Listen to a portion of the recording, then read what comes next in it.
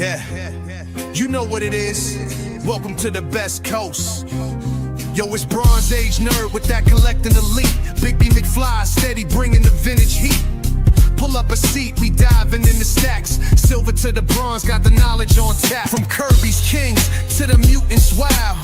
We breaking it down in that laid-back style. So grab your snacks, let the panels unfold. This is comic book chilling with the stories we told. Comic book vibes, we flipping them pages. Legends and lore from all the ages. Golden to the modern, we talk that news. With Big B McFly and the nerd cut loose. Yo, you tune into that Bronze Age flow, where comics live and legends grow. Big B McFly in the cut, let's fly. Best coast, baby, comics are what saved me. Big B, yeah.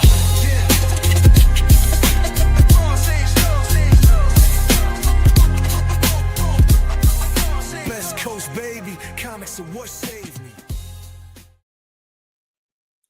That's right. Best Coast Comics coming at you. Hey, I'm Christopher, a.k.a. the Bronze Age Nerd, one of your hosts tonight. And I'm joined, as always, by my co-host, Muhammad Ali. He floats like a butterfly, stings like a bee. What's Stink up, Muhammad like a Ali? bee? What? No. Sting. No, you don't stink like a bee. I Big barely ever smell McFly, bees. the comic guy. What's up, everybody? Welcome to the show. We're here on Best Coast Comics talking about a real topic that I think a lot of people are going to, whether they think about it or not, you're going to identify with it. We're talking about why you can't sell your comic books, or really, it's why I can't sell my comic books. That's a very personal topic, but it ties into the idea of your collection getting too big. It ties into the idea of maybe the market being a little soft. There's a few things we're going to touch on. I think it's a fun topic. That's going to come up a little bit later. Before we get there, we're going to talk about a couple other things, like some stuff we picked up and what we've been watching, and maybe some show announcements coming up here that you need to pay attention to. And before we even get that far, I just want to point out that we're actually streaming on a few different channels right now. You might be watching on the Bronze Age Nerd YouTube channel. You might be watching on Muhammad Ali himself's channel over at Big B McFly. You might be watching over there. You might also be watching on the EXP network over on YouTube or Facebook or Twitch or Instagram. Lots of great content over there. I highly recommend checking out all three channels. Go ahead and sub them up because we want to see you over there. All right, let's say hello to our chat. We got Hydra Silent Comics, another great channel you should sub up to. That is our producer, Jay, is part of that show. You should definitely check them out. Great Heroes for Heroes and community supporter Richard Westfall in the chat. Hello, Richard. And GT Key Comic is coming in with that bronze medal, that all-important super award, the Bronze And he's Age got like medal. the best comic book as his icon. I mean, Yeah, easily one of the most rare comic books of the late 80s and early 90s, right? it was at the time. Yeah, absolutely. It's strange how much that's changed. Kia, what's up, Kia? How you doing? Good evening to you as well. I love your profile image there. I love that. Yeah, that's box. cool. It's I cute. love it. The sly fox there. What is up, Derek? How's it going? Got the bronze emoji. Folks, if you don't know, unfortunately, when I highlight the comments, it doesn't show up. But if you're watching on YouTube, you'll see the little emojis come up from the channel members on my channel. If you want to become a channel member, that support partially goes to Heroes for Heroes for me running that campaign. And I'll actually be talking about channel memberships over on Big B's channel here in a second, too. We'll be talking about that. So you definitely want to stay tuned. And then Psycho Phil. Yeah, it's Monday already, right?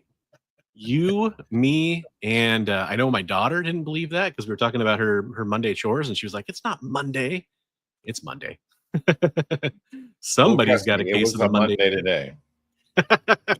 Yeah, Big B had a hell of a Monday. No, it was terrible. Derek, what's up? Hey, I was just hanging out over on Comic Tropes After Dark, watching Chris, the man himself, draw some Fast and the Furious related sketches over there while he was talking with the chat. It was really fun hanging out over there. Highly recommend hanging You're so out over on talented. Comic Tropes After Dark. Speaking of community art, which we will be here very soon on the show.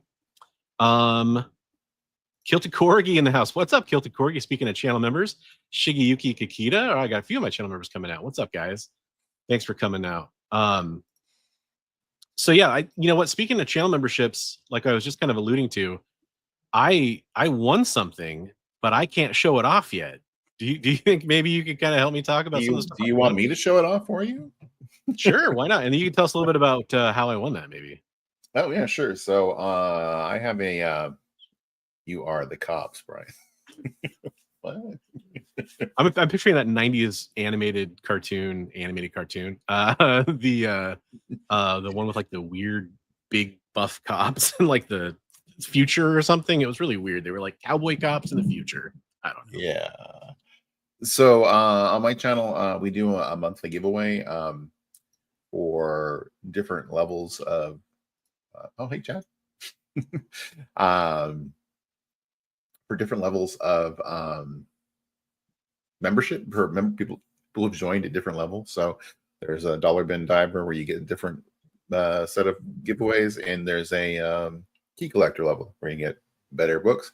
Bronze won one of the key collector level ones, so I had to play a little catch up, and so we did some giveaways. And boy, who was it that won 3 things? Oh yeah, you were telling me about that. I forgot. It was. Gosh, I know his name. Anyway, Travis Comics Limited won 2 of them. Bronze won 1, and 3 of them went to rigged. Yeah, hashtag rigged. He's won so many times. I've told him, I'm like, that wheel loves you. Hey, what's up, Nostalgic Pod Blast? How you doing? Greetings from the Ben Compton. Ben Compton was the one who Ben won Compton. 3 times. I knew it started with a He B. he must have won like 8 or 9 times already.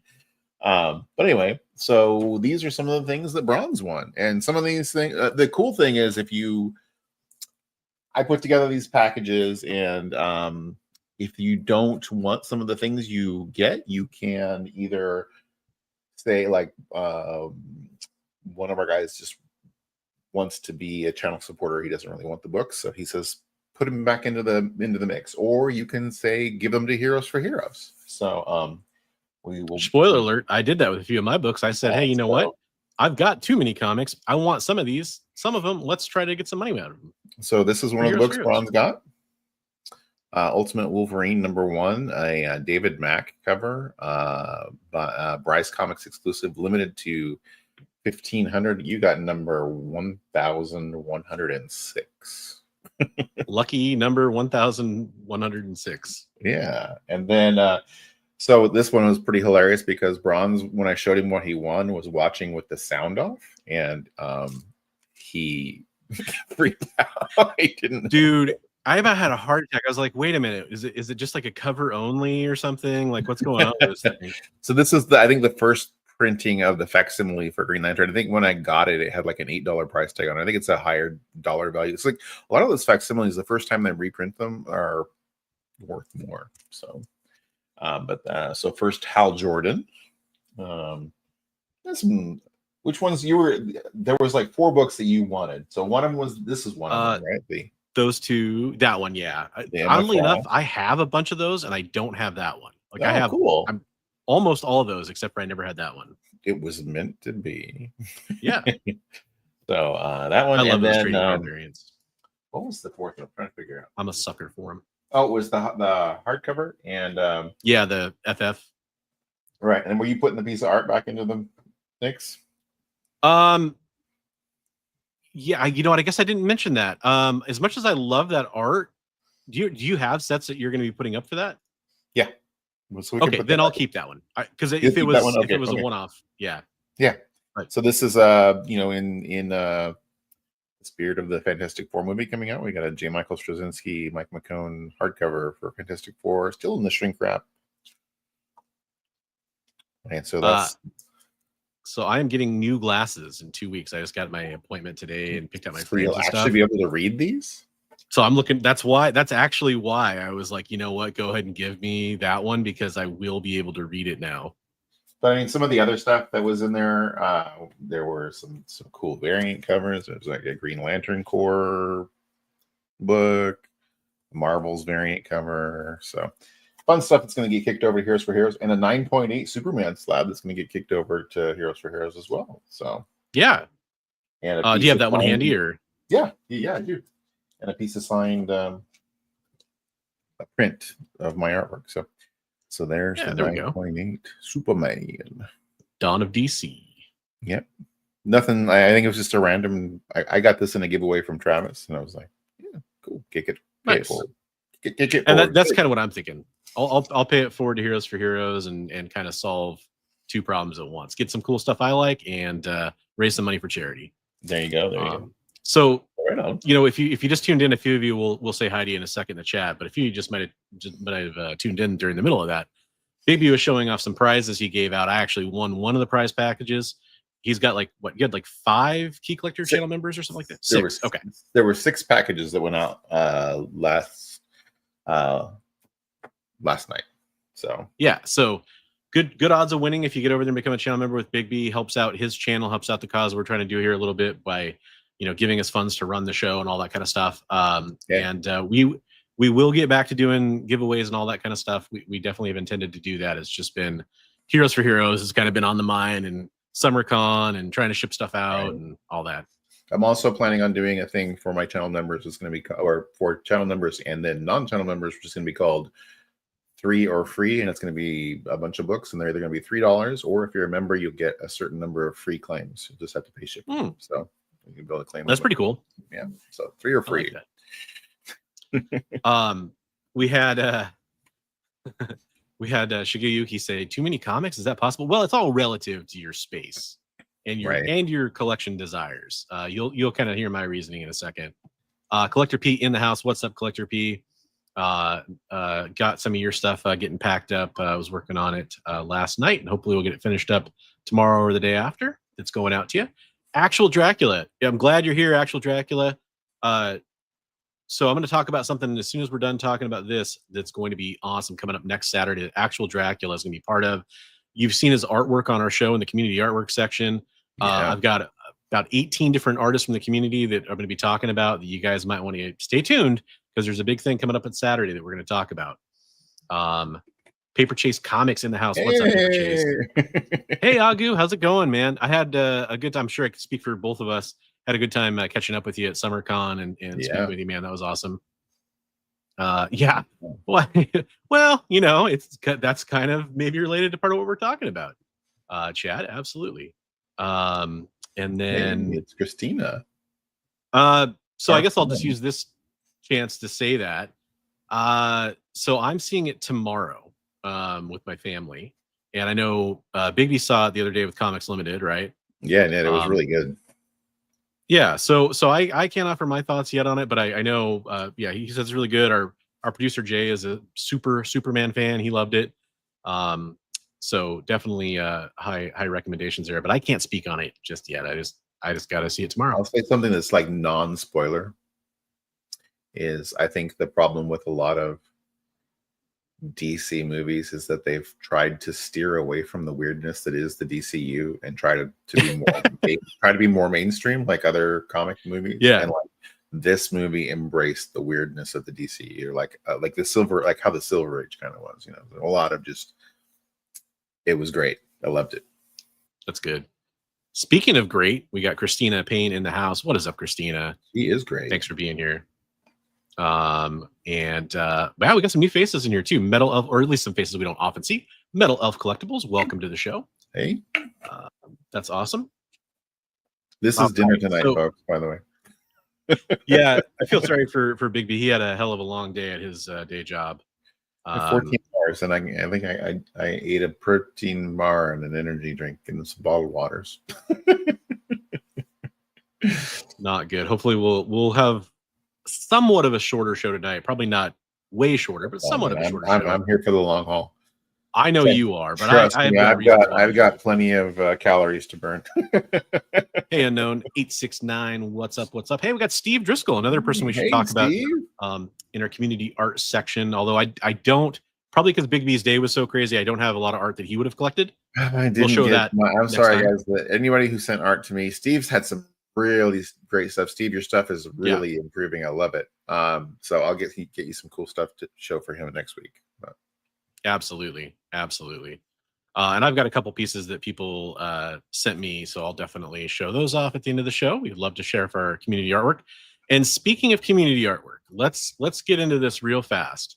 Let's talk about that. Let's talk about that, as Good Mythical Morning would say. So this is oh my gosh, you guys can see that I'm one of the elite. I'm a premium YouTube member. I'm sorry to rub that in everybody's faces. I hate watching ads. This is my YouTube channel. Again, we stream on a few different channels. You might be watching on a different channel. So here's our show. It's live right now. We'll click on that and get some extra audio going here. But this upcoming live stream right here is Saturday, 7/26. That's this coming Saturday. It's at 2 p.m. Pacific or 5 p.m. Eastern to make it easy for people. And we definitely would love to see you go bookmark that show and be there for the show. If you can just watch the show, that'd be awesome. What is going on during that show? Well, we are going to do one of our fundraisers for Heroes for Heroes. We did this last year as well. We hosted this on the John's Comics with Kids channel. Big B organized the event. I just pasted that link into most of the chats. It didn't show up on Twitch. Sorry, but if you're watching on Twitch, head to one of our other streams and you can go get that link.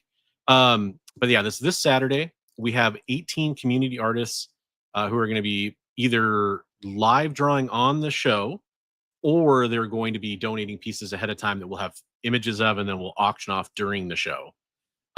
Some of the artists that you're familiar with from our community art specials, some people that were contributors to Heroes for Heroes last year, Scott Hasselwood, Erwin Papa, Actual Dracula, Dominic Gomez, Geek Out with Roscoe, Izzyverse, NYC, CJ Design, Nerdy Musings, Philtastic Art and Comics, Dan Kelly, Elliot Wright, who you may know as Lost Boy Comics over on Instagram, Ben Taz, who did the Mission 22 prints that are highly in demand that we will have more of up for auction at one of our next events as well. Rad Art and Comics, Comics Limited, SideQuest Comics, Rich Stankey, who's had a lot of great art here on the community art segment as well. A lot of these people of those people are community art people. Yeah. That's really cool. It's so great to see the turnout from them. And then of course you'll have these two knuckleheads here. I'm used to be on the other side. They'll be in as well, and we will not sell any poops, but I can't promise we won't sell bath water. I might, if somebody asked me to draw one, I might draw one. A bath water or a poop. Ooh, Sydney Sweeney in the bath. There you go. There's your first commission request from Richard. Like that Danger Girl pose, right? Yeah, that's exactly what I was thinking of. We just talked about J. Scott Campbell last week. So that's this coming Saturday. So definitely come hang out for that. Just to kind of give everybody the updates, I'll go through this as quick as I can. We're still at that 42.62 like we were after we collected all the funds from our last auction. So this is an ongoing 2025 campaign. We do hope to raise, a lot more money on Saturday. If you have art or comics that you want to donate to us, please reach out because we will have another event coming up later in the year. I think it's a great cause. I think it's, let's support our veterans. If you don't know what this cause is about, it's about helping veterans with their mental health and their immediate families as they deal with things like PTSD or adjusting to life after the service. And YouTube doesn't like people using certain terms now, so I have to kind of avoid saying, what their mission statement's actually all about, which is kind of sad in a way, because it's a sad topic, and I'd love to be able to talk about it frankly. But preventing I have to use self-harm, right? Yes, exactly. Preventing self-harm is a great way to phrase that. So, and speaking of veterans, old friend of mine, Starset Comics and Cards. I think he's like Starset's Cards now. Sorry about that, Starset. He's going to watch on the replay, but wanted to say hi. He picked up a Marvel Spotlight 5 and Nova 1, building the Bronze Age collection. So Starset's a veteran himself, and somebody who's been a great friend and supporter over the years. Go follow his channel. Are you still doing card breaks, Starset? If you're still around, I'd love to hear from you sometime soon. We need to catch up. I was just thinking about you yesterday, actually. Who is Sydney Sweeney? This is a great question, Chris. Sydney Sweeney is somebody that we do like to talk about from time to time on this show. If you're not familiar with why we started talking about Sydney Sweeney, it's because we discovered that she is basically the perfect casting for everybody. It doesn't matter who. Dr. Doom, Black Cat, Power Girl, Iron Man, 2020. It doesn't matter who it is. You can just basically put anybody in there. Uncanny. Yeah, and we all love Sydney Sweeney.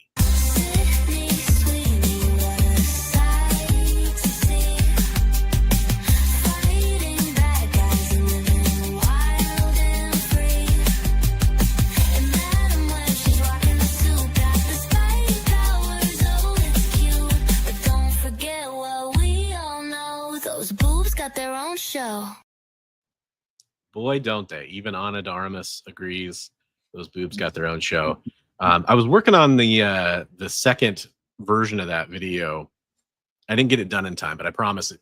By probably about the time you'll see me on the next On This stream, which will probably be a couple of weeks from now, by the way, I will have that ready to go. I'm not going to be around next week or probably the week after because of Fantastic Four. Got to go see that next Monday night. It's my one chance to go see it with my family. And then my daughter's having surgery, which is part of the reason why we have to watch it that night after that. And so we're probably going to not stream that following week as well. However, Big B may be around doing a stream, so stay tuned for watching, for details for that stream. We'll hold down the fort. Yeah. We'll get you some views on your channel there, Bronze. Okay, so are doing a Star Wars Galaxy of Heroes star set. But yeah, definitely go follow his channel for anything he's gonna have coming up. She was in a movie with, I think it was Ana de Armas. Is it Anna or Anna? I think it's Ana de Armas. Ana de Armas and Keanu Reeves, I think. Yeah, Eden. There we go. Jay coming in with the answer there. Just in like a drama movie with who was that? With an established actress, right? Like Yeah. a veteran actress. Yeah. I think I saw the trailer for that. I think I know what you're talking about. And she's in that movie, American.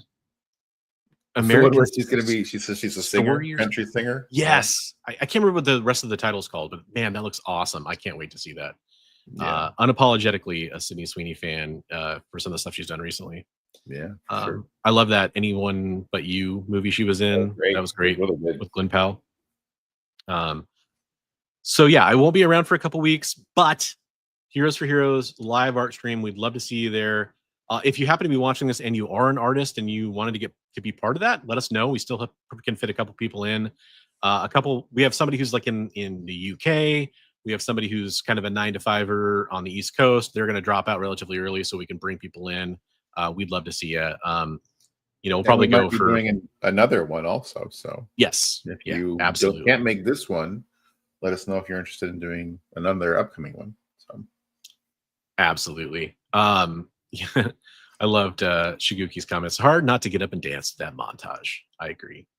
Scorsese has nothing on this video. Yeah. And by the way, shout out to Eggplant Comics for being here. But yeah, that's a good way to put it. It's weird, man. I hate using those terms. No, we did talk about it. And it's an important thing. So I mean, yeah. And it's funny because ironic. I interviewed somebody from Mission 22, which is a video that I need to make a short of that or something to kind of re-up it in the algorithm or whatever. But it's a great interview, and we talk about the nitty-gritty and the serious work they do and stuff like that. That's with Carly Hill from Mission 22. If you search on my channel, that'll come up. It's a great half-hour long interview where we took some questions from the live chat and everything too about it. So if you're curious about what they do, they're one of the most well-respected veterans organizations out there. Yeah, maybe make some shorts with that link as the related video for the full video. Yeah, I've got so much like that I need to do.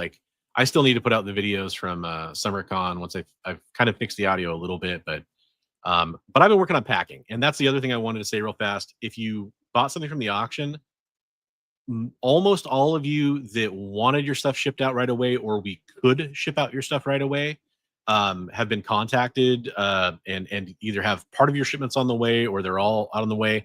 Sorry about some of the delay on the print and oversized stuff. I needed to wait on some bags to come from Amazon that would contain the larger prints and everything so they wouldn't get damaged during shipment, that wouldn't fit in the top loaders donated by Comics down there in Vancouver, Washington. And also a couple boxes for a couple of strange shaped items. But those things are starting to roll out now. If you haven't heard from me, you will by the end of the week with your shipping total, and looking forward to get all those packages out for people.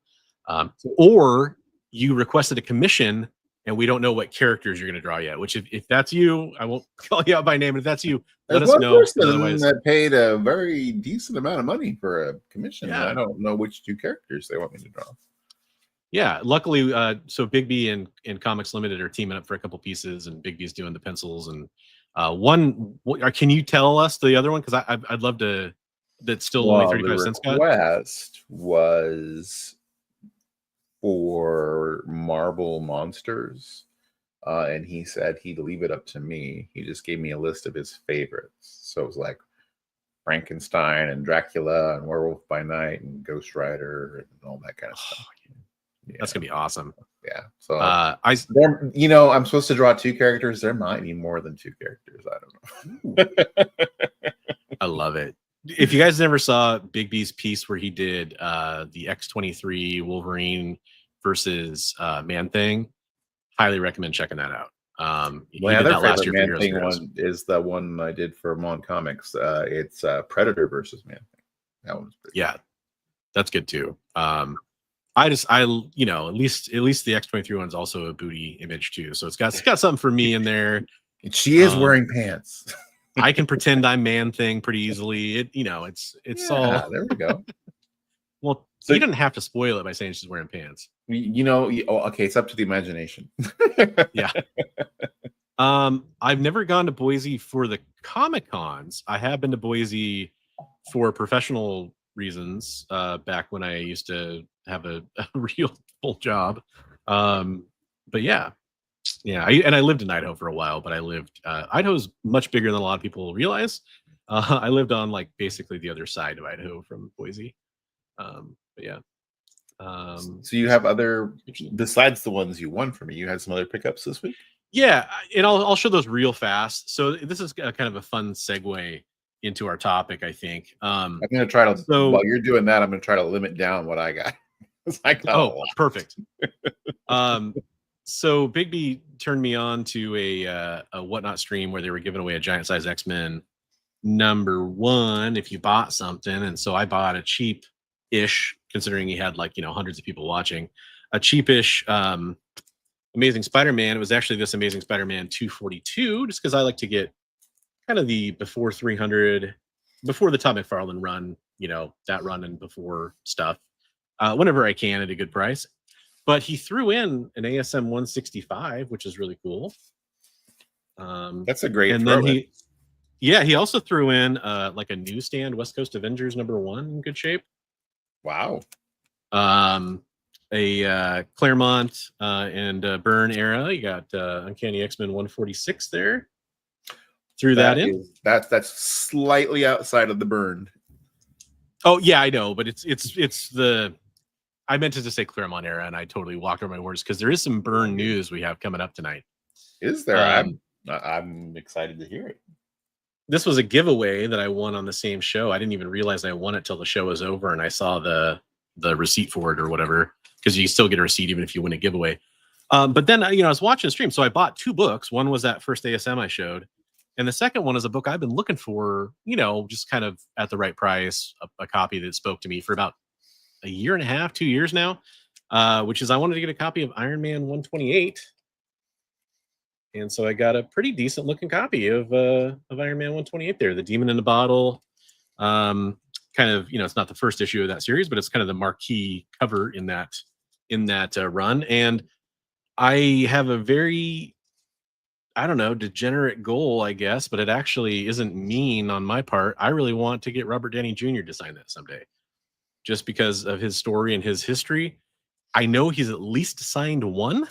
I don't know if he's signed more than 1, but there's a CGC witnessed copy out there that he signed that I've seen, and I'd be really curious to have him sign that someday. I don't know if I felt weird asking him until I found out he actually did sign one. So I don't know. I think it'd be cool because of his story and literally, I feel like Iron Man was his redemption arc, right, as a person. Yeah, I don't know. I feel weird saying that, but to me that is kind of true, Agu. I don't know. It's weird. Yeah, I'm sure he would charge a boatload for it, but hey, at least I got a copy now to get that process started. All right, so you had some pickups you were going to show off? Yeah, I'm trying to limit it down. There's so many freaking cool things. All right, so some stuff. You saw what I showed. Some stuff I got from Son of Crom from his free giveaway show that he has. I got the DNA. Nakayama? Yeah, Nakayama. Yeah. Some J. Scott Campbell books. Right on. Yeah, his Zenoscope stuff I need to learn more about because I have a few random ones. But... And then this cool Black Cat. I know Christina likes her Black Cat. So yeah. Who was So that? J. Scott Campbell on the Black Cat, or who was that? No, that was just a limited edition variant Black Cat, but it was cool. Okay. And then so I bought a bunch of stuff from Travis Comics Limited on one of his Whatnot shows. If you guys don't watch those, you guys should, because he has great stuff. So this is one of the books that I bought. I mean, I love my Jenny Frison stuff, but and then Frison's awesome. He threw in, I think he was just being really nice because we're friends. This is too nice. He gave me the foil. Oh yeah. Of that. Yeah. I was like, holy crap. Yeah. And those were not cheap. I bought one of those. Oh, dude, that's yeah. I need to get a copy of that. So I'll show one more for Christina because she likes Invisible. So yeah, so there was that. And then went and hung out with him the last night when we did the giveaway show from his place.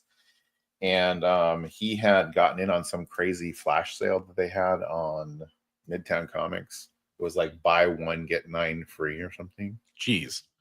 And so I picked up a big stack of this is like, I think I picked up like almost 30 books, but here's that one. Yep, that's one I've been looking for too. Nice. I have that other one you showed, but that one's on the list for sure. Yeah. Baroness. She's the best. Rogue, even better. I'm wearing a Rogue shirt. Ah. Yeah. I got a whole bunch of Rogue, and then you're her boy. Yep. Cool Megatron variant there, and Devastator. Yeah. And then some J. Scott Campbell goodness there. And I just thought this one was really cool. But that is neat. And then yeah. I saw this on. I put this in one of my videos, but I was like, oh yeah, I'll probably never get that variant. And he's like, here you go. So there's. Is that Torini? I want to say it's Marco Torini, but maybe I'm wrong. And then so there you go. I mean, there's a ton of variants. So, and we'll talk about getting rid of books because, like, I was having a hard time paring down what I wanted out of what he got. I was like, I want it all. I think that's perfect segue to our topic, folks. So what's our main topic tonight? Well, look, I don't have this like perfectly outlined. This is a very clear thought in my head, but I'm gonna see if I can put it into words. For a long time now, I have had this vision of what I want my comic book collection to look like. And I'll give you a hint. These boxes aren't part of it. And for those that might be wondering, is that all your? No, I wish. Then it would be a much different story. No, I've got just boxes coming out the wazoo over here. And it's time to get rid of quite a bit of them. And I've tried a few times in different ways, and I've definitely sold some stuff where it's like, okay, this is a double, and Bigby and I have done claim sales, and I've done little Whatnot shows here and there. I used to do shows on Drip. I used to do YouTube auctions. I've donated some of it to Heroes for Heroes and other causes. But man, I still need to get rid of a lot more. And it's not that I don't love those books. I actually posted a meme about that earlier today. It's not that I don't love those books. It's just that, man, I don't want to have this many comic book boxes lying around. That's really what it comes down to. There's just too many of them. There's too many damn comics in this house. And so, some of it's laziness, or to put it more accurately, other things are the priority, and I need to focus on those things. Right. Some of it's triage. Yeah. Some of it's that it's, the selling stuff is hard work. You got to give it up for people that sell things on the regular. Here's that meme I made earlier, by the way, just for everybody's viewing enjoyment while I talk about this. It's you got to do a lot. If you're listing on eBay, it's a lot of taking photos and getting the books listed and replying to jerks that offer you 10% of what something's worth just to see if it happens. And where you send stuff out and then you have to follow up because they get lost in the mail or damaged.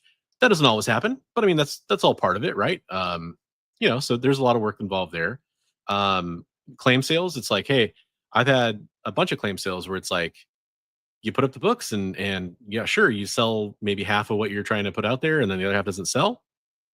You could say that's on me, and I'm not pricing the books low enough. That's totally fair. But the point is, I've gone to comic swaps and tried to sell books, and I sold a few big books, but I didn't sell a lot of bulk like I was trying to. And I've learned things from all those, and we'll talk about that stuff too. That's part of this.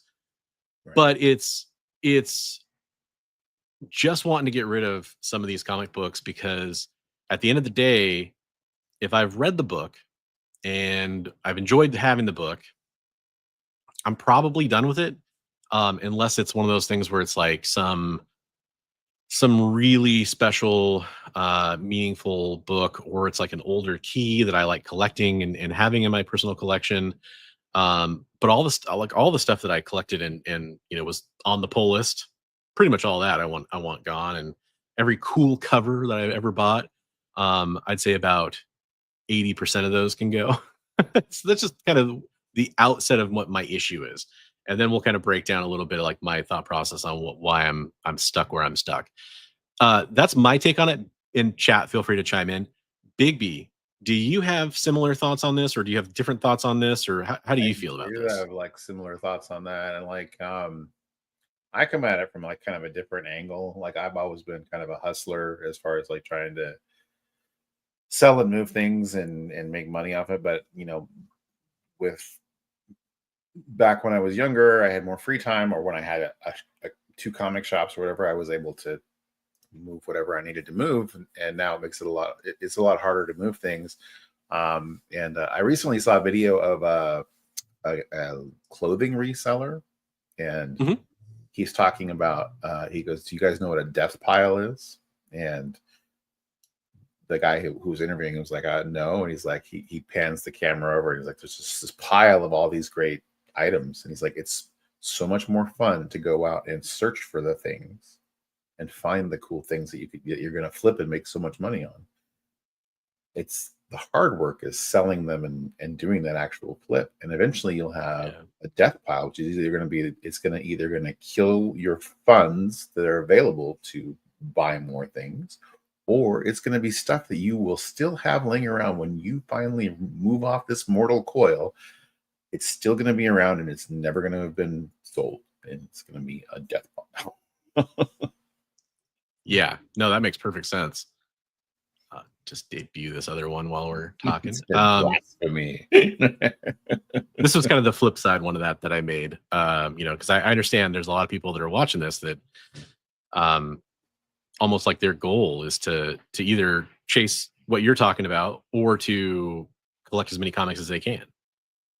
Yeah. So So I'm in the boat of like, I've been picking up a lot of books that I think, hey, that whenever I see a good deal, I want to grab it. And then also there's books that I'm building my collection. But I've had the situation where I'm trying to find things now because I need to get really organized. You've been over and seen the chaos that is my collection. And so like case in point, Eddie Von B's books, which they went out. But I had set them aside for Eddie. And Eddie does not access his Instagram very often, and he kept forgetting to check. And then finally Eddie was like, hey, I saw that on Instagram. I sent you the money. And I was like, where did I put those books? They were safe. They were safe. They were perfectly in their Mylars in a nice box on the bottom of a stack somewhere. Oh, whoa, Chris. Hey, look, we understand you're a big shot YouTuber. You can come in here with your professional money and brag about your comic book collection. But here's the funny thing. I say that purely as a joke. And I know this isn't the case with Chris because we've talked about this before. But then again, he could have 100 comics that would be worth 10 times what my way more than 10 times his amount of comics is worth, if that makes sense. Quality over quantity. Yeah. Yeah, exactly. And that's a huge motivator for me. But Mhm. yeah, it's funny. Like maybe he kind of overstates it a little bit, like his organizational system. Because I know there's everything is organized, but it's not necessarily collated. Like it's all in they're all, all the comics are safe and they're all in boxes and all that kind of stuff. And Yeah, and as for the far as most that part, like goes. when I start sorting things, like I'll go through each box and I'll alphabetize each box and then start to try to take. So like you go through the box, it's like, oh, it's A through whatever, but it's like, Yeah. you know, where are Whereas me, all I my guess books? to Ah, contrast, like my stuff is all in alphabetical order, with like about a box worst exception that needs to be, put in to the alphabetical order, sorted in or whatever. But it's in one, two, three, four, five, six different spots across my house. Like, oh, you want A through H? That's easy. You want G through I? Ugh, that's a little harder because that's in this closet. It's bad. right. That's the problem. Yeah. Yeah. So, and I'm so sorry if I kind of cut you off there a little bit, but No, we've talked about this before. You'd like to sell a bunch of stuff that you have, right? Like you'd like to, absolutely. And that's the yeah, goal. I mean, I actually made an Instagram channel on that Bigby's books with the goal of starting to list books that were either for sale or trade, but I've yet to put a book on there. Richard, you're a madman. That's all I can say. That's kind of cool though. Like I have a feeling you're joking, but at the same time, that'd be kind of neat to see. Right. The rainbow. Lighting my cash on fire. That's more efficient. Um,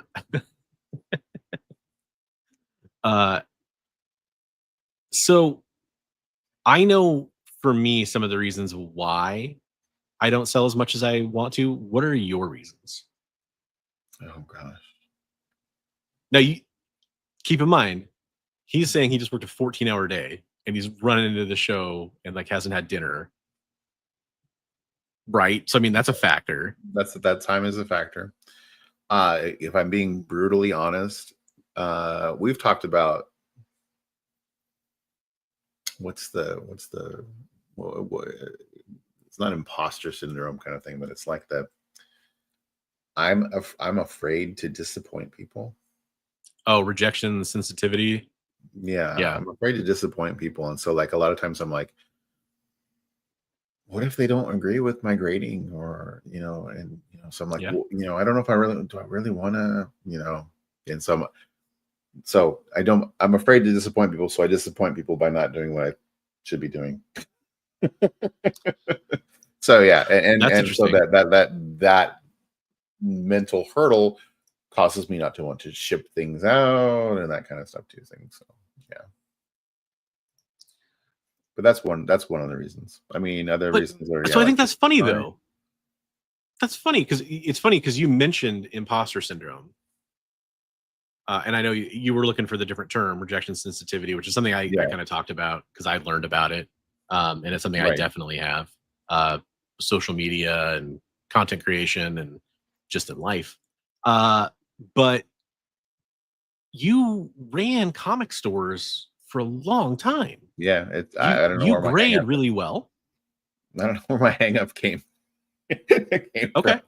It's just, but dealing with somebody in person is different. Where I Yeah. can say, "Here's the book. I think this is a 7.5," and you can look at it and I go, "What do you think?" But if I say this is a 7.5 and you are looking at it on a computer screen and then you get it and you go, "This is like a 5.0. What are you talking about?" So It I wonder if this is true for you because part of it's true for me, I think. Do you do you feel like being on YouTube and being out in the comic space, like does that make you worry about that more? Because you're like, oh, what if they think I'm trying to rip them off or something like that? Like, I'm not worried about my broad reputation. I'm worried about my one-on-one relationships with people. yeah, that makes sense. So I just for me that's part of it. I think because it's like I that's why I try to very carefully under promise and over deliver whenever I can, because I don't want Right, somebody thinking that I, I hate to say it, there's people that are in the space that we're in, only at bigger levels, really, to be honest, that have, uh, from what I've seen, kind of taken advantage of that position a little bit, and I would prefer not to be one of those people and Well, like be seen as one of those people. here's an example. I sold a oh gosh, which is Fantastic Four. It's the first time the thing says Clobber in time. Second appearance of the Mole Man. Yeah. It was signed by Stan Lee. I sold it to Mon Comics. And I said, I think it's a 4.5. And it's signed by Stan. I got a COA from the shop that I got it from. Yada yada yada. And then he's like, I'm gonna submit it to CGC. And I was like, and it came back a 4.5. And the CO and the Stanley autographs. So all of those autographs came from the same signing. So I'm really happy because the Stanley autograph came back authentic. So FF22. That's right. Richard got it. Did you personally get them signed? No, it was a shop in Battleground that's no longer there. Right. I know what you're talking about. Okay. But, they got them from another shop that used to be in Battleground, their owners, who had Stan out for a signing when he was in town for something else in like 1993. So, yeah, buyers can rip off sellers too. Yep, and sellers can rip off buyers. Absolutely, it's a two-way street. And I hate to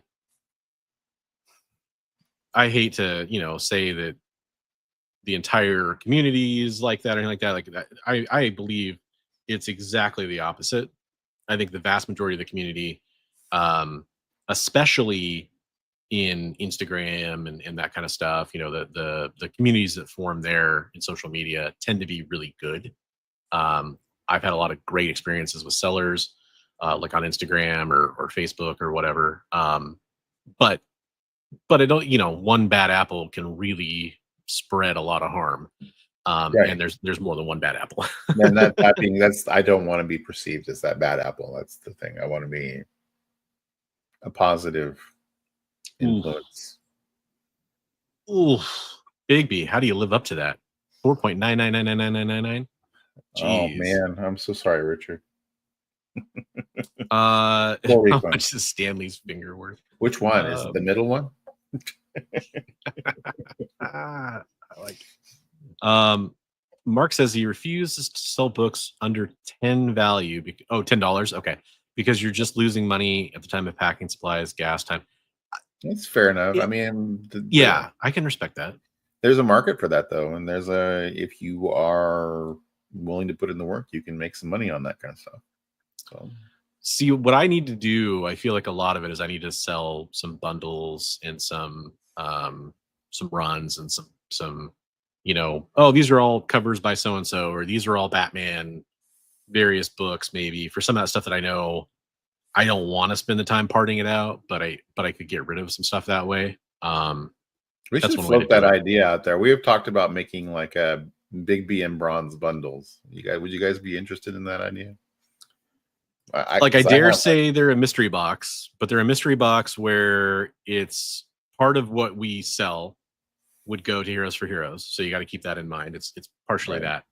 And it would be stuff that came from both of our collections. So it's stuff that we don't have a lot of junk. I mean, on my side, you could tell me like, I want sci-fi, I want whatever, and I can customize it because I buy those bulk lots where I can build whatever you're into. Well, it's something we might put together a trial run of, and we could bring part of them here maybe. And I mentioned earlier at the beginning of the show, we stream on the EXP as well. Not all of the shows on the EXP, but a lot of the shows on there are sales shows. So some of their viewers might be interested in stuff like that too. So it's something we might want to talk about. Well, we talked about doing more. I think that was kind of both a goal for both of us was to do more claim sales. So I don't think, have we done one this year? No, not counting Heroes for Heroes. No. Yeah. Okay. Was that when was that one where I couldn't make it? It was late at night. That was last year still? That might have been early this year, I guess, but I couldn't tell you one or the other. Time is a amorphous blob. Amorphous blob. Much like me, time is an amorphous blob. Ah, But well, I guess here's one thing we can tease a little bit along those lines. It's not just ways for us to get us to sell our comics. We want to explore some of the deeper issues here too.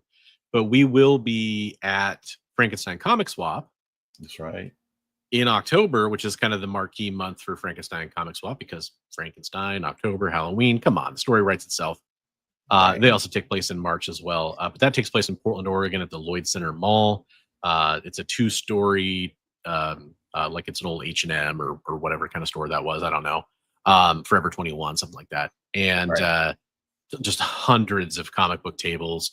And we're going to be there with Dan's X-Men Comics and QWERTY Comics, like the keyboard QWERTY, which I was there with both those guys last time in March. They had awesome stuff. Dan's bringing like Mark Jeweler X-Men variants and double covers and all kinds of crazy stuff. And then QWERTY's got like a lot of X-Men stuff too, but a lot of other stuff too. Yeah, Dan's great. Sean, aka QWERTY's really great too. But we are splitting a few tables. There's going to be a guest from the other side of the states too there. Oh yeah, I don't know. Can we say that though? I don't know. Can we? I don't want to blow up his spot. We'll just kind of like we'll just kind of tease that. A very popular comic book YouTuber who was at Frankenstein last year probably going to be returning, or not last. Earlier this year is going to return later this year. He may or may not have bought a big Fantastic Four book from me. yeah, and he may or may not have picked up a ton of great Invincible and Last of Us stuff. So yeah, right. He's such a cool guy. I love him. Yeah. Well, we like those Least Coast YouTube. No, I'm just kidding. I'm saying that purely as a joke. In no way, when we say Best Coast Comics, I never, ever, ever meant it that way. I meant it more ironically. All the way around. It goes all the way around. It goes all the way around. I meant it ironically more as in like, we're so late at night, we're just going to be the best, damn it. Because no one on the East Coast can watch. It makes no sense. It's on the rewind. That's when they watch them. Oh, that's too bad. I'd love to see you come down for that one at some point, Chris. I think you'd really enjoy it, Chris. It's really a fun dig. I mean, it's like if you went to Rose City Comic-Con, which I know you went to, Chris, and every booth except for like 2 were comic books. There's not really. There's some artists and stuff. Yeah, but it's a little light on art. I mean, to be honest. Yeah, I mean, yeah, but it's aspiring artists and stuff. But yeah. Oh no. Yeah, well, West Coast, Best Coast. We all know it's true. But yeah, so that's one way we're gonna try to sell some books for sure. I'm definitely gonna try to cater to what I have learned that audience is about, which is a lot of cheap books that are priced accordingly, and some great digging for people. I think we should kind of try to do something that's like a part of our show to maybe keep us accountable. Like try to have a goal of like listing 1 or 2 books a week on Instagram or something, and be like, hey, what books did you list this week? We can go like, oh, I listed this and this. Maybe. Just spitball. See, the hard part, Chris, is not counting the Frankensteins. There's only one of those. It's counting all the Frankenstein's monsters. Because you see, Frankenstein's monster was the creature and Frankenstein was the doctor. Sorry, had to do that.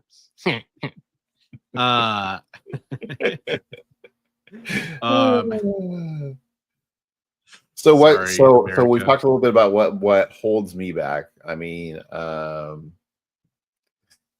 get time and just lack of energy sometimes. So health issues, like, I mean, there's a lot of I'm getting up there. I don't want to admit it, but I'm getting up there in age, and my back and my I'm like, oh God, I don't want to go down there and dig and climb around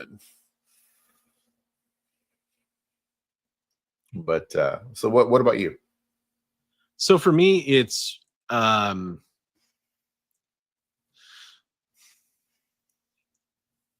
some of it's attachment, and some of it's like so I'll make this as brief as I can, but it's a little bit of backstory. I sold a huge part of my collection right after my daughter was born. She's 6 now, so that kind of gives you a timetable. And then a couple of years later, we moved out of a tiny little part of it was we were moving into a tiny little apartment after she was born to save some money and kind of streamline what we had to, focus on. And so I didn't have space for comics. So I sold all but like 4 short boxes of comics, which is insane if you think about how many comic books I have now. I bought, 2 collections in that time too, so that's part of it. But I bought a lot of stuff during the pandemic and cover buys and sweet variant covers and oh, this character is going to be hot spec stuff. I fell into all that just like a lot of people did. I mean, I can tell you from doing the top 5 not to buy series, which was partially fueled by that very idea of like, whoa, slow down. Hold your horses. You don't have to go buy every book that pops up on Key Collectors Trending 20 or Hot 10 or whatever. Right. And a lot of viewers reached out to me and had the same issues. And part of, again, I'll try to make this short as possible, but part of collecting for a lot of people, including me, is mental health related, and it's soothing, it's calming, it's distracting, it's nostalgic. I love comic books. It takes me back and kicking back and reading comic books. But I noticed, okay, because the eyesight, which I'm getting new glasses, and hopefully this kind of resolves this problem. But I still like to read digitally, even with glasses. I'll still like to read digitally. I'm very farsighted, so I can't read print. Is part of the problem. That's what I'm saying. But I noticed, like, I'm reading the comic books digitally. Why am I buying physically? Part of that is to support creators and artists that I liked, and that's still true, and I still want to do that. But part of it was like speculation, and part of it was just this dumb attachment to cool art on covers, which I've learned recently and kind of been more faithful to. I can look at that picture whenever I want. It's not like that picture doesn't exist on the internet somewhere. I save photos of comic book covers that I like. And I can look at them anytime I want. And the fun trick is that sometimes you look at those things 1,000 times and you're like, yeah, it's a great cover. And sometimes that makes you go, you know what? I'd like to own that. I'd like to own that cover. And sometimes it makes you go, I'm glad I didn't waste money buying that, because I can look at the great art whenever I want. And it's great art, but it's not the top 1% of art or whatever metric is in my head that I think about when I think of truly fantastic like covers. Like for me, I've told Brian this before, one of my grails is Silver Surfer 4, the classic Buscema cover, Thor and Silver Surfer. That's one of my grails because that cover to me is absolutely iconic. Yeah, I can look at the art online, but it's one of those ones I've looked at enough where it's like, God, I really want to own that. I really want to have that piece of comic book history in my collection. It's a fine line because I can make that distinction, but I also know some people out there can't. And they're like, what? I don't, it's Venom 37. I don't care. It's still a great cover. There might have been 100,000 printed and you can go buy them for $1 now. But man, when it was coming out, it was a $30 1 in 25 ratio. I had to pay full price for it or double ratio for it. And there's people like that too. I totally understand that. But people who are people who are run collectors and everything, and they want to have the entire run of a book, or they want to have everything by a certain artist. There's nothing. Sure, there's not a wrong way to collect. Oh no, not at all. But for me personally, and only personally, I've learned that's the wrong way to collect. For me, and I'll do one better. I've learned for a lot of people it's the wrong way to collect, and I'll never tell anybody how they should or shouldn't collect. But I will tell you that offering up my story or explaining like, hey, maybe this is a fun thought experiment that people can play. I've made videos like that in the past, and I've talked about it in person with people, and there's people out there that really do kind of go, yeah, I don't love moving around 100 comic book boxes every time I have to move, or whatever it might be, right? And that's true for a lot of people where they collect, and then they don't ever purge, or like maybe you mentioned earlier, maybe they pass away and their family has to deal with it. And sometimes that's just life, and I get that, but also sometimes I hope people would ask themselves the question of, what do I really want to like pass on? What do I really want to have be my forever collection? Stuff like that is fun to ask yourself. That's all I'll say. And I ask Right. myself that a lot. And that's why I come to these conclusions where it's like, God, I really don't need that Venom 37, 1 in 25 or whatever, no matter how cool it is. I don't need it. And I have to kind of come to grips with that. But here's the problem, to answer your question. I'll finally get to the answer to your question. I then pick up that 37, 1 in 25. What I'm really thinking of is there's a Venom Nakayama cover where he's at a restaurant. I think maybe it was like Venom 1 from when it relaunched. And he's got a cartoon bubble brain above him when he's getting ready to eat it. He's got like the bib on or whatever. He's getting ready to, like, dive in with a knife and fork. And like, it's cool art. Do I really need to own that forever though? I'll tell you, like so right now I have a guy who has he's a little Funko Pop store that he sells some comics in, and he's been buying bulk lots from me. And I get these bulk lots from other places, and then he's paying me like $1 a book or whatever, right? And then he's going to sell them for $3 worth. But then he's asking me for specific titles. Like, I want X-Men, I want Spider-Man, I want blah, blah. And so I'm putting these together, and then I start looking at the books and I go, these are worth way more than $1. And I start arguing with myself in my head, and like, do I really want to let these go for $1? Like, and I have to slap myself like, dude, you have a buyer right now. Yeah. So, yeah. Shigeyuki, I just want to address that real fast. It will come back at some point. I just can't promise it'll be weekly. I tried again to do it weekly, and I'd like to get to that point, but it's more of a goal. I'm just going to make it whenever I have time and can make it. It is definitely not over. It's coming back at some point. It has a couple times, but I'm thank you. That's very kind of you.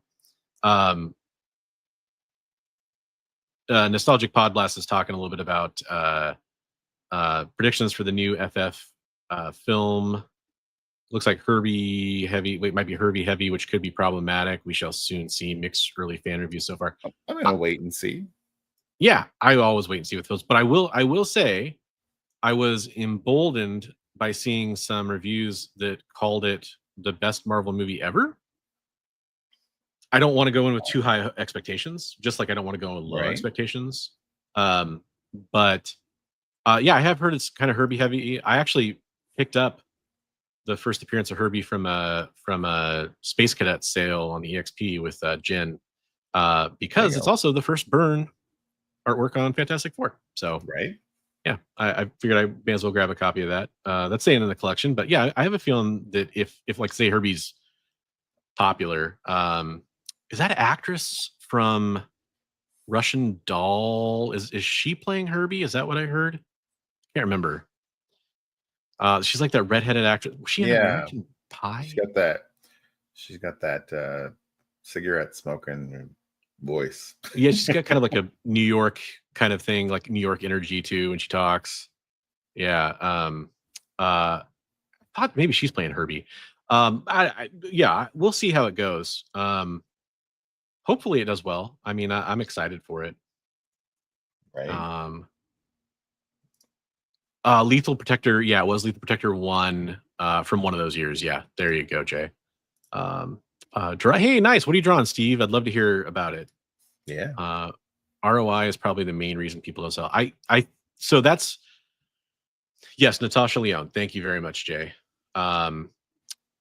That's probably that's a good reason. It's a good talking point. We've talked about that before. My whole thing about the money you're going to make on something is made when you buy it. So I'm always trying to plan for the future.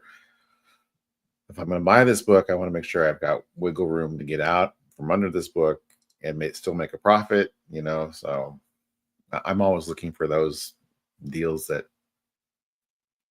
I can't resist. It's like, oh my Yeah. gosh, that's a dumb deal not to buy, Right.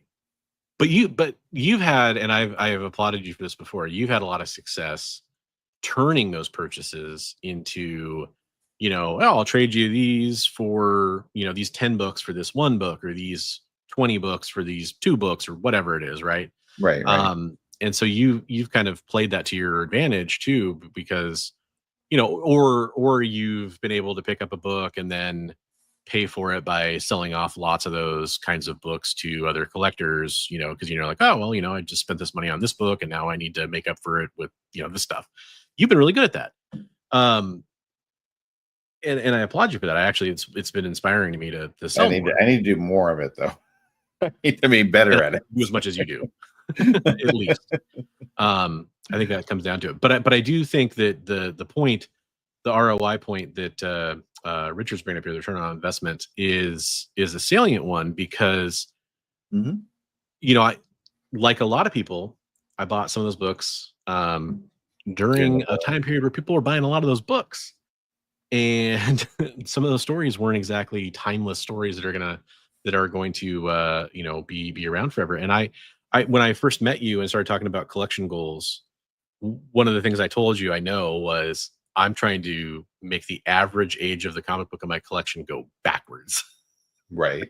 In other words, I'm trying to collect older paper than what I had. But to your other point about the time to save money on a comic book or make money on a comic book is at the time of purchase, I was also paying on average about 40% less than cover price for those books when they came out, because so you had some ordering wiggle room. Yeah. Mm-hmm. Yeah. So luckily, not every single one, like some of these store exclusives and that kind of stuff, it's a little bit different. Some of those I got great deals on, like the Unknown and Midtown and all that kind of stuff, Golden Apple, Things from Another World. I got great deals on some of that stuff, but a lot of it, yeah, it's like you now have this sunk cost. It's a sunk cost fallacy where you've put this money into these things, and now you have to ask yourself, and this is true of retailers, it's true of all businesses really. You now have this inventory that you paid such and such price for. Is it worth holding on to that inventory? And I don't really have inventory as much as a personal collection. But when you start to feel like I need to pare this collection down, you have to start to view parts of your collection as inventory, if that makes sense. I've sold my collection twice. I mean, once when I didn't want to, and once when I did want to. And like, there's some nice freedom in that. Like, all of a sudden, you're like, I had all these things I had to do. I needed to organize this and rebag and board that, and all of a sudden you're like, I'm free. I don't have to worry about any of that. Now I have all this room for new comic books. Then that thought creeps in, like 5 years later, you're like, I kind of miss my comic books, but it's a slippery slope, where it's I do,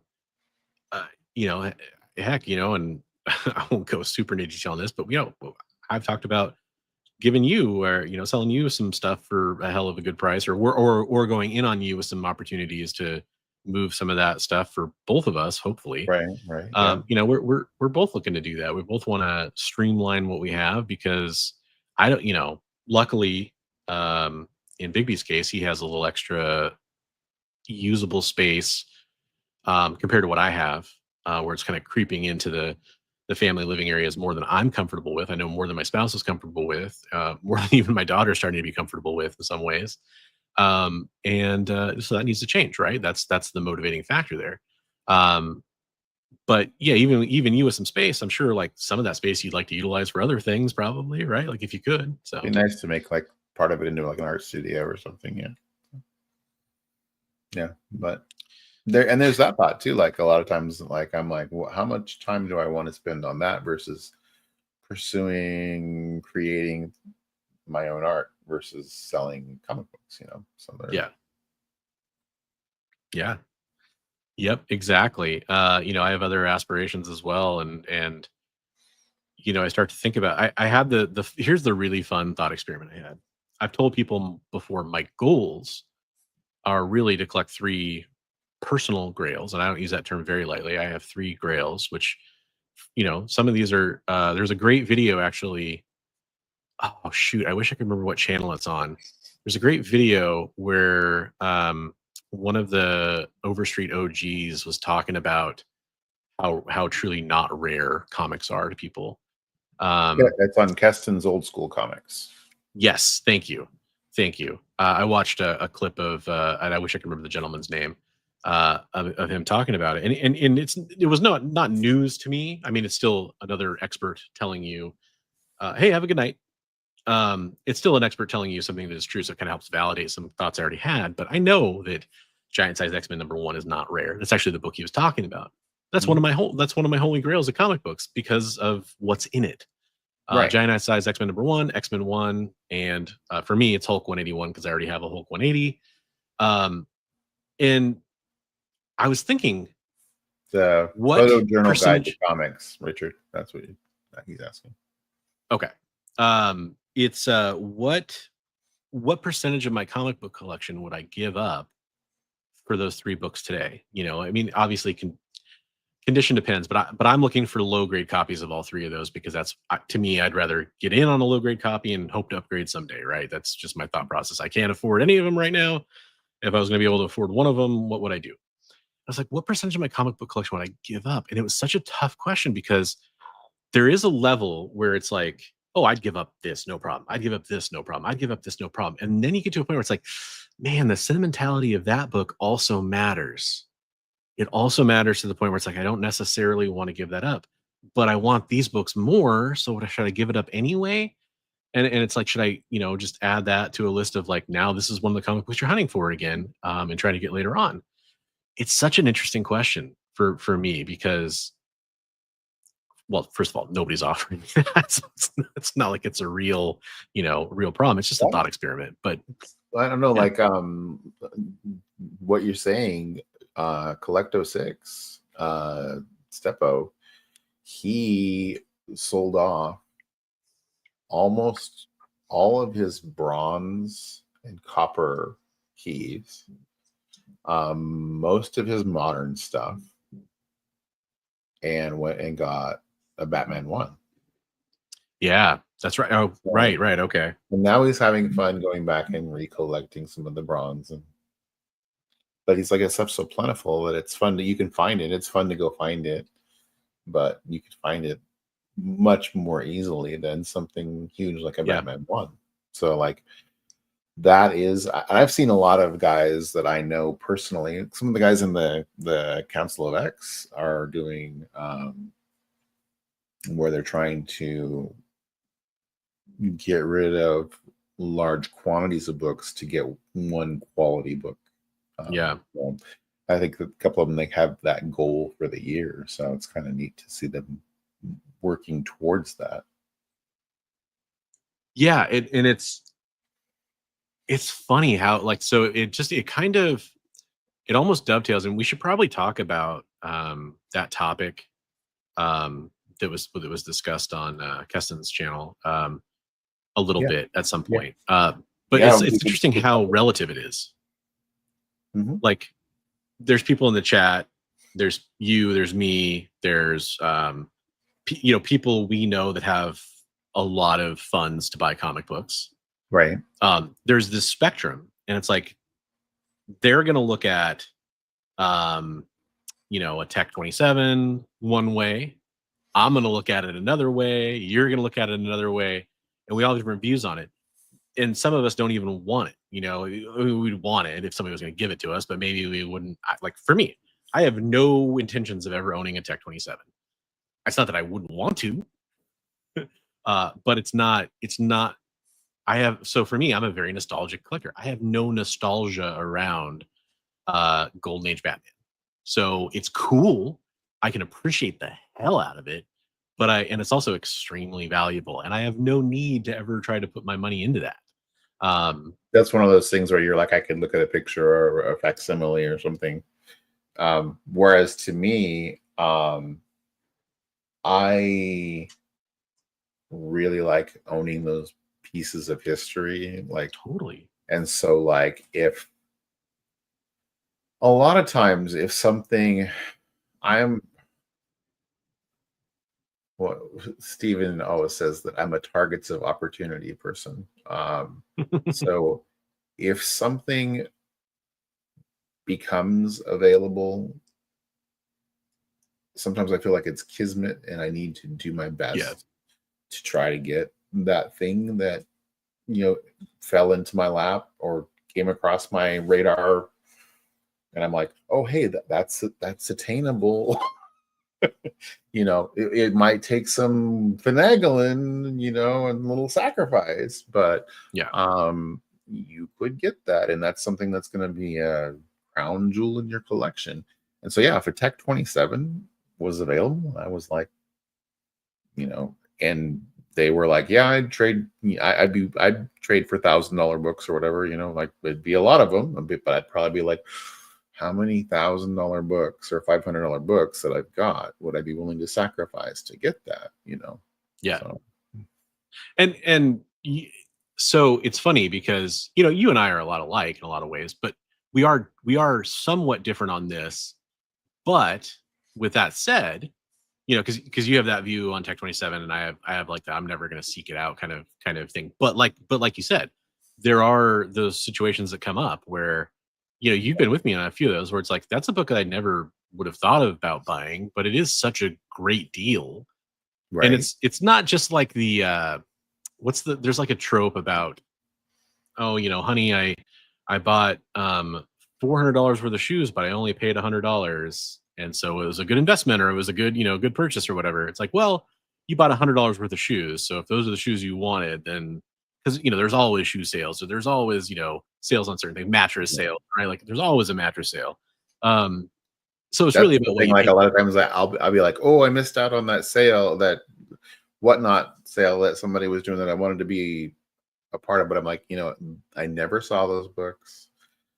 It's not going to hurt me. They're going to be available again, Yeah. So, yeah, but the at the whole same FOMO, time, the FOMO thing, right? Yeah. Oh, no, 100%.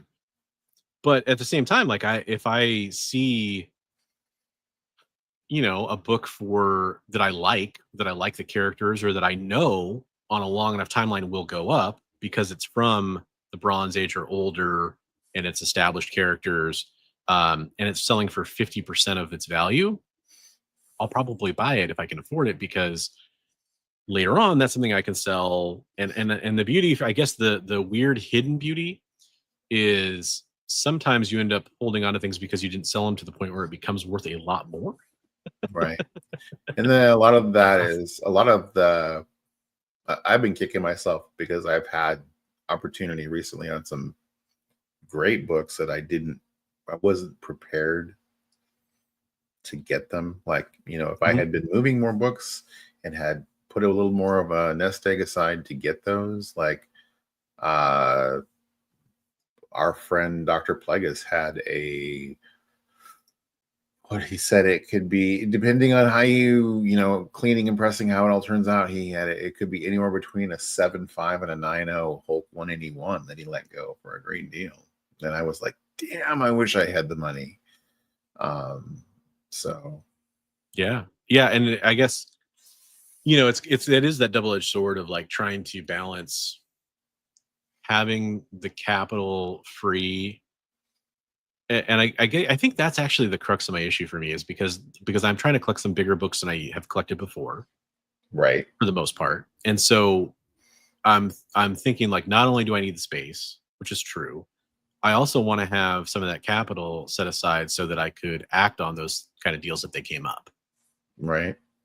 And so it's really a lot of times I've got to give myself the reality check of like, I love joining in on Travis's whatnot sales, but when I'm spending $50 to $80 every couple of weeks, I could be putting that money aside and backing it up into a large amount of money to get a larger book.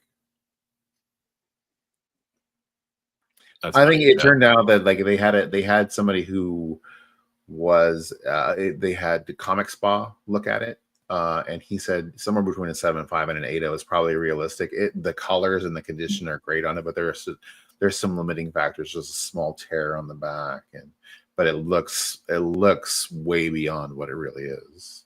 So interesting. Yeah, it's I know what Chad's saying though. Like I get it. Like if somebody gave me that range, I'd probably be thinking the same thing. Especially like this is different because it's somebody we knew.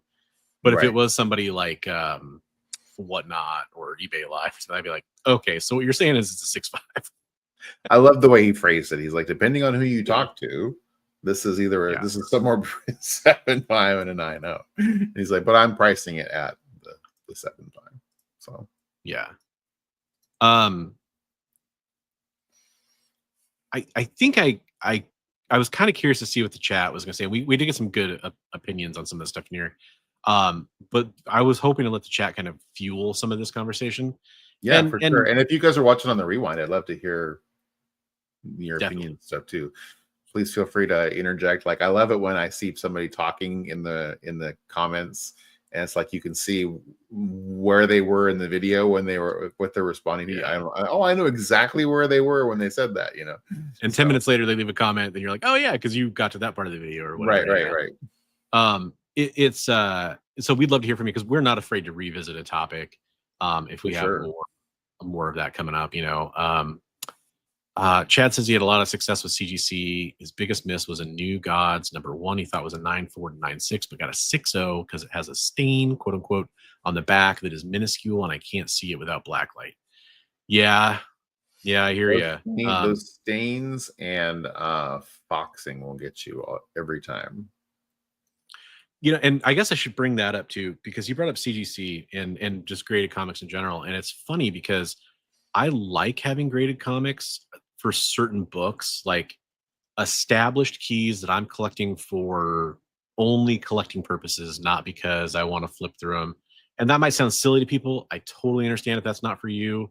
I have books like that where it's like I've read, you know, ASM 252 a bunch of times. I have, you know, I can have a raw copy and I can have a couple graded copies, which is what I have. And I can go, okay, you know, like, well, I'm holding on to these graded copies kind of almost for investment or whatever you want to call it, you know, pass one on to my daughter so she can have a first black suit, you know, when she's starting her comic book collection or whatever it might be. I like to have those, but speaking to the you know, why can't I sell my comic books and having too many comic books and why I might want to sell my comic books, graded comic books take up a lot more fucking space. They take up a lot more space. Yeah. Does anybody know there? I know there's a turnaround time where you're supposed to have them re-slabbed. They're not a forever. They're wishy-washy. They're originally, I think they said 5 years, and then eventually after that recommendation came out, they said, well, based on us opening some and looking at them, we think it depends more on the storage conditions and things like which makes sense, by the way. But I know Kyle, for example, remember my old co-host from the EXP, Kyle, who works at for them, helps run the show over there as their executive producer. He would talk about like his family has a collection that has, it's almost like I wouldn't be surprised, you know, they have, I think, multiple AF-15s, that kind of stuff. It's a pretty insane collection. I may be misquoting a little bit there, but I'm pretty sure that's the case. He was talking about how like their books they have valued over a certain amount, they get them reholdered every, I think, 7 years or 10 years or whatever it was. Kyle, if you're watching, leave us a comment. Let me know what it was. We talked about that on an episode of Devil's Advocates. You know, and that's just part of like their annual cost. Is like, well, these books are that old, and we're gonna get those reholdered. And I think he even said they had CGC like comes out on site and does it or something like that, something crazy. So yeah, I mean, there's very much stuff to that. I've been a part of that debate where we had a talk about like where people were like, well, I do it for the preservation of the books, and they're like, well, actually, there's better ways to preserve the books that are way cheaper, like Mylar and you know, and the acid-free backer boards, archival, yeah, exactly. The archival supplies and stuff that will last a lot longer, and they're way more affordable than slabbing. So I will say humidity, heat, and light are bigger factors, in my opinion, than the supplies, assuming you started out with something that is intended for comic books Right. to a point. And the reason I say that is because I meticulously took good care of my comic books, uh, the ones I kept. And when I got into the hobby again, I started doing some grading. And some of those books had been stored in the same bag and board for way longer than they're supposed to be, 30 plus years. And they were just in regular bags and boards that were available to some dumb kid from Washington 30 years ago. So I don't think anything special. I don't, just whatever was out there. Ultra Pro or whoever the big brand was back then. I can't remember. You probably can. Hey. What? No, I mean, I could have been working. I don't think Ultra Pro wasn't the original big comic supply company. Let me think. I'm trying to think of who. It wasn't really them either, was it? Wasn't BC? Who was the big comic supply? Trying to think now. I feel like there's a lot more like maybe regional brands or something.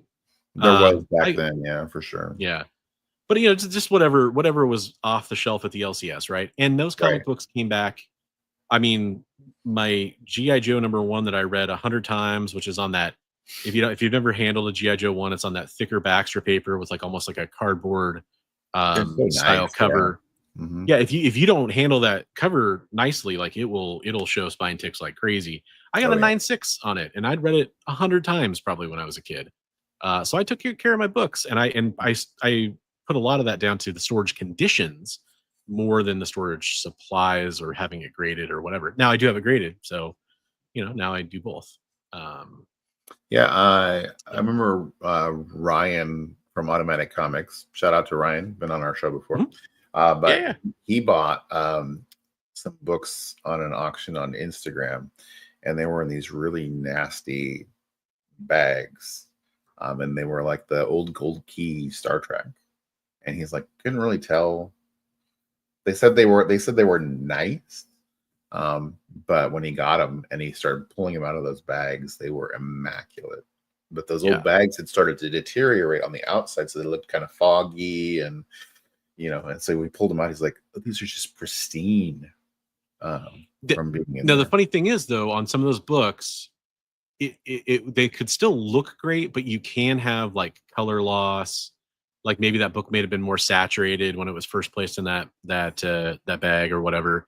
The other thing that I've seen, and this is one of my favorite things, because it's terrible, but it's also really fun, is when you encounter somebody who either didn't know better or wasn't paying attention, and they put for the old school boards, which they still, I know a lot of people still make them. I don't use them anymore really, where one side was coated with a base coating to absorb the acid, and the other side was not coated. It was just bare cardboard, and they would store it the wrong side, because this is like nearsighted and farsighted. Most people seem to mix up those terms. A lot of comic book collectors don't know that the smooth side of the board or the shinier side of the board. Mm-hmm. Yeah. If you're dealing with a board where one side is clearly different than the other, most of the time that's the case. It's because there's a base coating on there to absorb the acid that leaches out of the ink over time from the comic book. That board, right? And it will. And especially if it was stored in a hot and humid environment. I pulled a first Doomsday out of a bag and board that had been stored that way for like 30 years, and like the back cover, and this is the best example I've ever seen it. The back cover was like perfectly imprinted on the board in kind of like a brown acid leach kind of way, which is why. But it's kind of surprising though. I thought when I saw it, when I pulled that, I'm like, oh, and I look at the back of the book and I go, it doesn't look like it lost really much. It just looks like, I think it was just the acid content of the different inks made an impression on the, what do you call it? A shroud of Turin on the. Yes, exactly. That's a really good way to put it. That's a great analogy, metaphor. But it's funny because it has to do with the quality of the ink on the comic. It has to do with the printing process, and it has to do with the quality of the supplies, because even if you have the coated side and you placed it in there, if you store it in a hot enough environment or a humid enough environment, or they didn't use good enough materials when they made that board, all those things can still happen, right? Um, had the backing board ready, that'd be dope. I did take a picture of it and I think I posted it. It was pretty fun. This is why you don't do this. And by the way, shame on the collectors out there. Anytime I see somebody bring this up, how to put a comic in a bag and board, how to properly store your comics, which side of the board do you use? Anytime I see people shame those presentations, it really irritates me, and I have seen it plenty of times in this hobby. Why? There's people out there that don't know.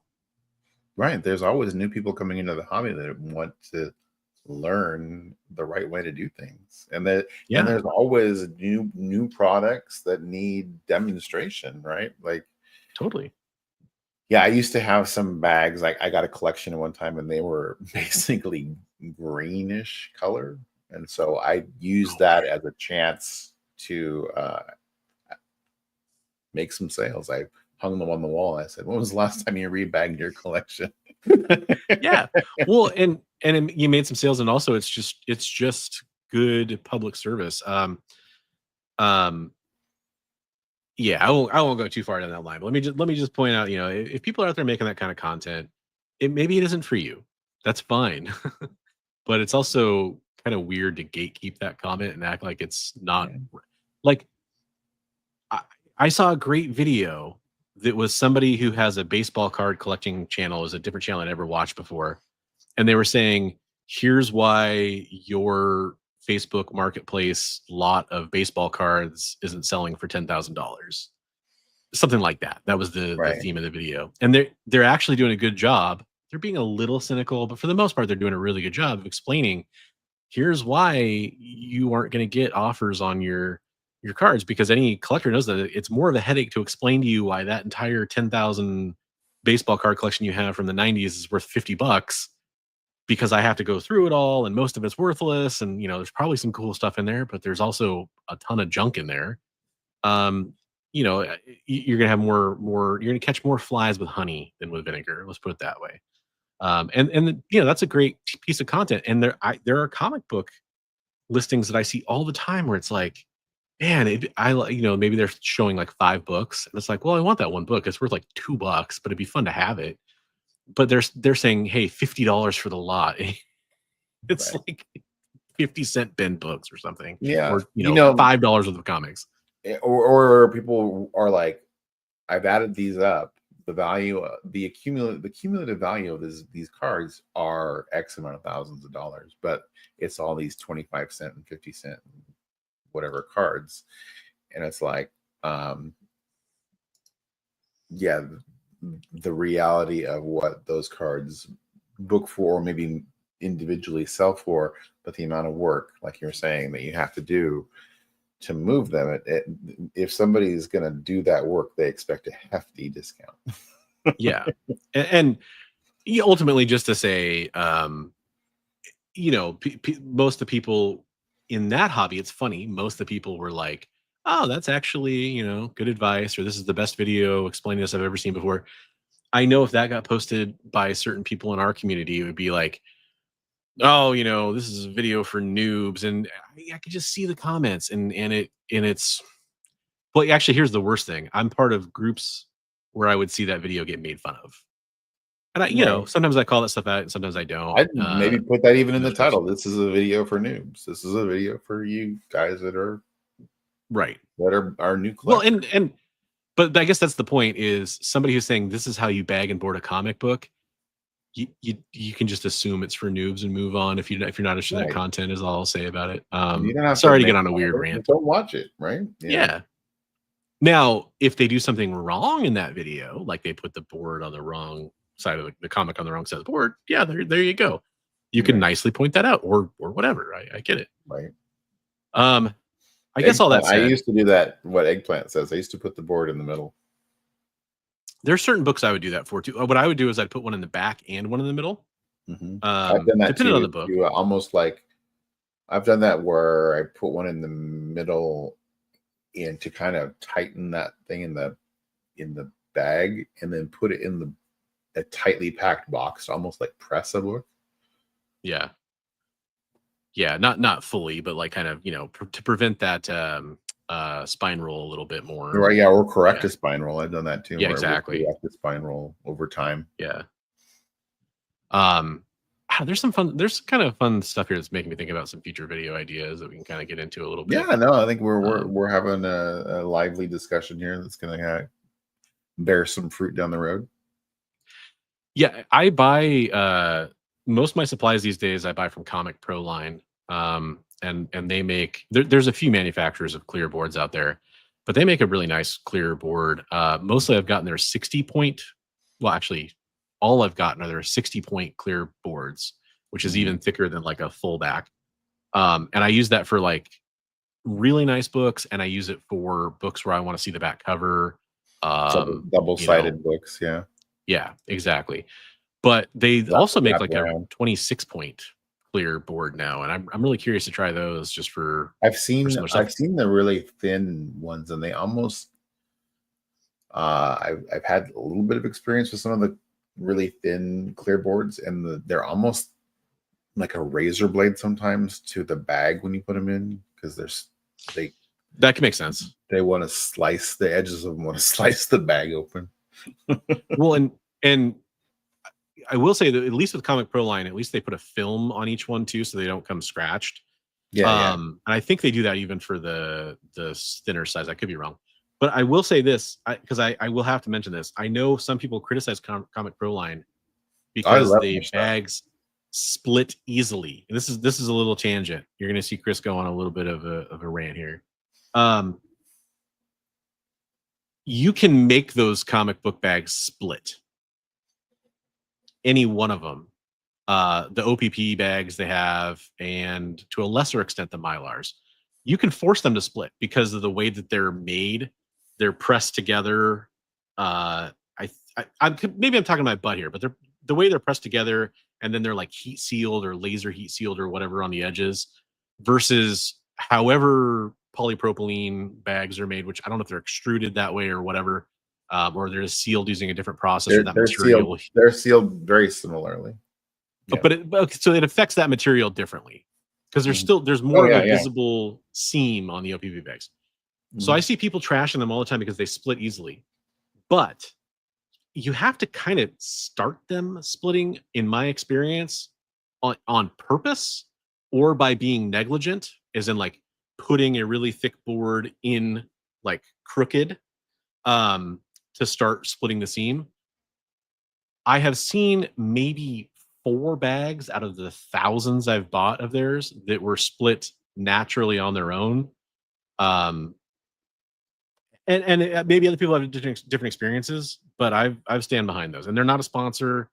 I don't have any discount codes or promo codes for them. Not an affiliate.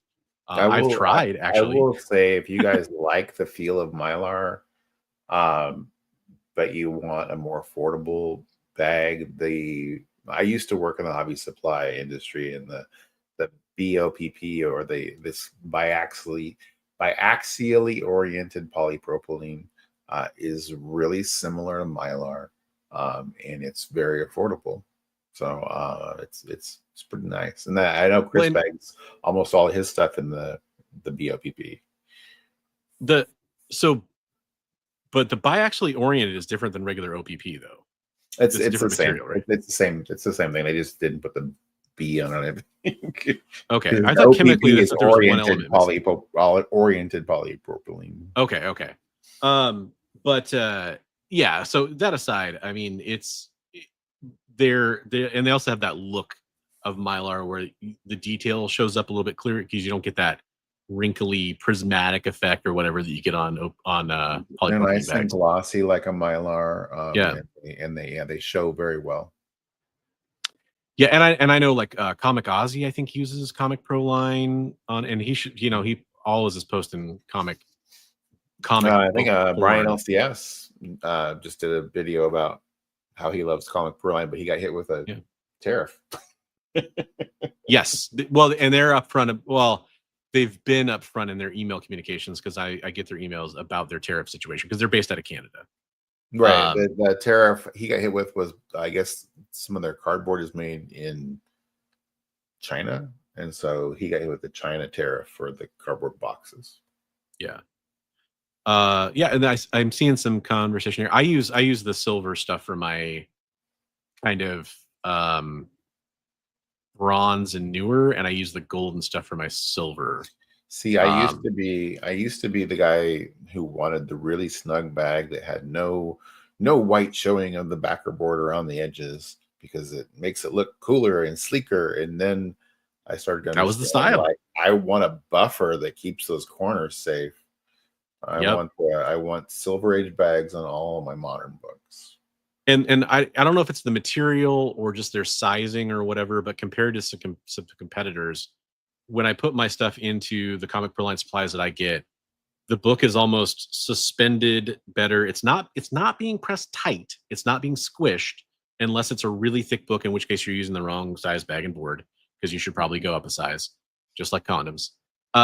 It's but it's being, you do get not just white on the edges, but also along the bottom, without any part of the book being squished. And that's the right level, because think about when you're moving your books around in a box, the bottom of the comic book, you don't want it scraping against the cardboard, or if you do drop a comic book a couple of inches or whatever onto a table, you don't want the corner of the book to be what touches the table. You want the board to be what absorbs that impact, just like a phone protector. Okay, well, this has been Comics 101 with Chris and Bigby. No, I mean, we're talking about our preferences in supplies. I think with that said, I have a whole bunch of really cool news stories. We should do those. Well, I'm gonna kind of quickly go through them, because I do want to try to at least end the show on time. I mean, I said I wanted to make it shorter, and that's obviously not happening. But yeah, I mean, there was still a lot we could talk about on the topic of selling. So I think it deserves further exploration. But we will definitely revisit parts of this, hopefully based on some of your comments. But John Byrne made a tease about having some big news coming on Thursday on, I believe, a forum or his blog. I'm not actually sure. Because last October he said he had some news. He had a recent post where he was saying he had some news.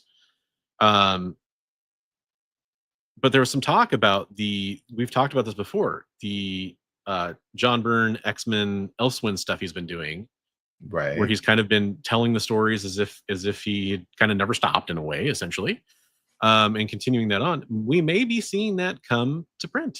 That's awesome. That would be dope. And this is something we may revisit. I know Chris covered this on his channel.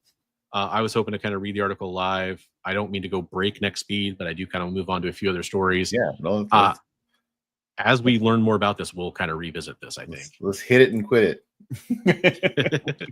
So much innuendo talk here on the show tonight. This is pretty cool. Some news coming out of Dynamite, a company that, if you're following the news, we'll talk about a little bit. Dynamite, Image, a few other publishers having some problems with their previous relationship with Diamond. But they have a new announcement coming out about Supernatural, which is a show that I loved and watched most of. But I love the parts I watched. They have a new series coming out. It's an official Supernatural comic book series. And it's coming from our team at Dynamite. Here's one of the covers here. I was trying to look at the release date. Oh boy. But it is going to be written by Greg Pak, which is really cool. So, not a slouch when it comes to writing. And I don't know how to pronounce this person's name. I'm so sorry, but Eater Messias is what I'm going to go with. Who did some work with Pak on Captain America Sam Wilson. And you're going to have, the Clayton Crane cover here, which looks pretty cool. I was trying to catch the date. Was there a Supernatural comic series before that? Or is this the first one? Okay. No, there definitely was a series before. I think the article actually even mentioned that up here. It's been over a decade since there had been an official Supernatural comic book series. Okay. And when there was last a comic book, it was by Warner Brothers' own comic book company, DC, through Wildstorm imprint. But they've continued to, Dynamite has continued to pursue the license for years, and now the pursuit has paid off with Dynamite launching its own supernatural comic book series. I'm so sorry, folks. I thought there was a date in here. If there is, it's due out in October. So October. it's probably that's not a good even time for it. Yeah, there we go. I knew there was a date somewhere. I have to mention this to be timely, because if I don't, probably won't get a chance to talk to you guys about it, and maybe Bigby and somebody else will cover it here. But this was something that one of my esteemed viewers was awesome enough to share with me. I thought this was a cool story. George Lucas and Guillermo del Toro and some others in the film industry are going to SDCC for a big announcement, a mystery announcement. Interesting, because George Lucas hasn't really been doing much since he sold Star Wars and I think other properties associated with that to Disney. But yeah, so this is really interesting to see, especially. I think a lot of people were saying like, "Oh, Star Wars news." I'm like, I don't think I think this will be something else. Like, if he's going with Guillermo del Toro and some others, I have a feeling maybe it's like a new production company, or maybe they have some kind of new, like a DreamWorks kind of thing in the pipeline that they're going to do, or they have, or maybe it's a project he's writing and Guillermo's directing or something. That'd be cool. But Hall H at SDCC, FX Studio or something, maybe. Or... I mean, it seems like they already do that, so I don't know that it would be that, but maybe, right? Maybe. But yeah, I'm excited for whatever that announcement is. So let's stay tuned for that. And then coming to us from ICV2 here, there are several Humble bundles, which somebody pointed out in one of our chats at one point, I think, or maybe it was just a chat I was in. And I really wanted to highlight this because there's some really good ones out there. Go check out Humble Bundle to support some comic book publishers, including Dynamite, who I've been talking about trying to support with what they're going through with Diamond. They have a 20,000 page mega rebundle on there with some Red Sonja, Army of Darkness, Project Superpowers, Vampirella, Sheena, Deja Thoris, and more. There's a James Tynion the fourth bundle on there with some Nice House on the Lake and Something Is Killing Children and House of Slaughter and all kinds of good stuff from him. Return of the Leading Ladies and Saga and a bunch of other stuff in here too. You should go check out. And then Star Trek has a comics mega bundle as well. So Humble bundles, usually you can kind of use a slider on there to support who you want that they're supporting, whether it's the company or Humble Bundle or whoever. You can kind of choose your donation amount, and depending on how much you donate, you'll unlock more comics or whatever. And then at least the last time I purchased from Humble Bundle, their comic books were DRM free. So I think that's still the way it is. It's been a while since I bought them because I usually buy through other storefronts now, but just for try to get some different books than they have. But yeah, go check that out. And then this is another story from ICV2. It was kind of just some updates on some projects. I know this was kind of the big news I thought was kind of crazy. Taika Waititi is directing a new Judge Dredd movie, which is bizarre to me for pairing there. I'm curious to see what it's like, because I love Thor Ragnarok and like Jojo Rabbit and a few other Taika Waititi projects are amazing to me, but I don't know, man. I like that last Judge Dredd movie, and I cannot see him making a super serious, Carl Urban Judge Dredd movie at this point in his career. Sony pushed back Spider-Man Beyond the Sonyverse, beyond the Spider-Verse, not the Sonyverse. That's funny. So it was originally set to come out June 4th, 2027, and it's now June 25th, 2027. It's been a long wait for that film. So they're trying to reboot Wonder Woman over at DC Studios now after the success of Superman. That's been, I think, kind of pushed up on their radar is kind of what the story we're seeing. And then Invincible, I know there was a teaser that came out. I haven't seen it yet, but they were renewed for season 5, according to Deadline, which is really cool. And there's also a Mortal Kombat 2 trailer that came out. There was an Alien Earth TV show, which looks pretty cool. I watched that trailer. It's going to be on FX and Hulu, and it has Timothy Olyphant in it, which I'm excited about. Mortal I like that Kombat actor 2 quite a has bit. Carl Urban in it too. Oh yeah. Good point. Good point. I actually hadn't seen this trailer yet, but I just saw that name when you said He's that. That's playing cool. Johnny Cage. Nice. That's awesome. He's like doing the autograph circuit. Great. I love it. And then kind of the last thing, there was another trailer. Oh, Tron Ares had a trailer come out, the new trailer that Oh, is there a unfortunately Neutron Ares? I got to check that out. unfortunately it showcased Jared Leto a lot more than I want him to be in that movie. Which is funny because the first trailer had like one quick shot of his face. And this trailer, he's like the main. He's clearly like the main character of the movie. He's a program. He's like the villain, So maybe. yeah. So basically, not to spoil the trailer, I hope.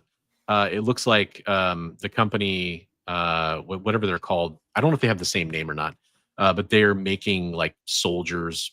They're able to bring programs, 3D print them essentially into real life, kind of like how Korra came back to life with Sam in Tron Legacy, I'm guessing. And so he's the first like super soldier they bring out, and they're like, oh, and the best thing is, even if he dies, we can just build you a new one. And they create like 4 or 5 soldiers, and then it looks like they try to take over, maybe like they're not so willing programs, basically. Hey, Yeah, and DJ then Nine Inch Moonfell, Nails. that's interesting. Yeah. 9 Inch Nails doing soundtrack, which is cool. Yeah. I love Tron Legacy, and I love the Tron franchise. Over on Comic Tropes channel, we were talking about the Tron Uprising cartoon, which is good as well. But yeah, Jared Leto, all the allegations that came out against him and stuff, it just sours me on him, which I never really loved him. I thought he was okay in Fight Club. That's my Jared Leto experience. Oh, and Requiem for a Dream. But this is kind of the latest. Bleeding Cool. You can say what you want about Bleeding Cool and Rich Johnson. They've been doing a really good job covering the Diamond Saga, and the Diamond Saga has gone on for too long. And unfortunately, each update is bad. But Image is now coming out saying that Diamond is stealing $3 million worth of comics from them. So this goes back to essentially when Image was leaving Diamond, they then requested a bunch of their stock back and never got it back, apparently. And now there's been all these, allegations about Diamond now selling off some of those assets to pay some of their debts. And I know there are other companies that are irritated about this same kind of stuff and are owed money. It is just it's a cluster, is what I'll say. Yeah, I mean, I worked for a supply company, and we had a lot of stuff with Diamond's gaming side. And when we ended our relationship with them, it was really messy getting the inventory back. Yeah, it's. Oh, yep. Good call out from Jay, by the way. I missed that in the article. Anna Noriega, I think Noguera, I'm probably pronouncing that wrong, is writing Wonder Woman, by the way. That's cool. Chad, I love it. Yeah, that's a really solid list, actually. Yeah, Sin City. Yeah, I would maybe find a way to work Watchmen into that list. I know the ending pisses a lot of people off, but I think it got a lot of things right. So it's such a strong movie. Yeah. And the HBO series is peak, by the way. I did not think. Oh, good. Yeah, I loved it. But it was great. But yeah, this is really unfortunate. This is why I'm saying, like, hey, let's support some of these companies that are dealing with fallout from this, like Image, like Dynamite, and I know there's others involved too. And I hope that they're able to see the restitution from this that they deserve, from what I can tell. I'm not a lawyer, but that's just what I can tell from looking at it. Yeah, that's unfortunate, but hopefully they get what they're needed, what they're owed. We didn't talk about what we watched. I watched Deep Cover the other day. It was really good. That's a really good movie. I watched that the other day with Autumn. It was hilarious. I loved it. I liked it a lot. I thought that was kind of snuck under the radar. Right? I was like, I'll check this out. I was like, oh wow, this is really, really, really funny. Yeah.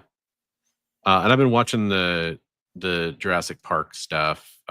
We were kind of, my daughter got into dinosaurs again, and we were kind of introducing her to some of that, and it's been fun. We were just started the final movie that's not out in theaters today, so we've been kind of racing through those.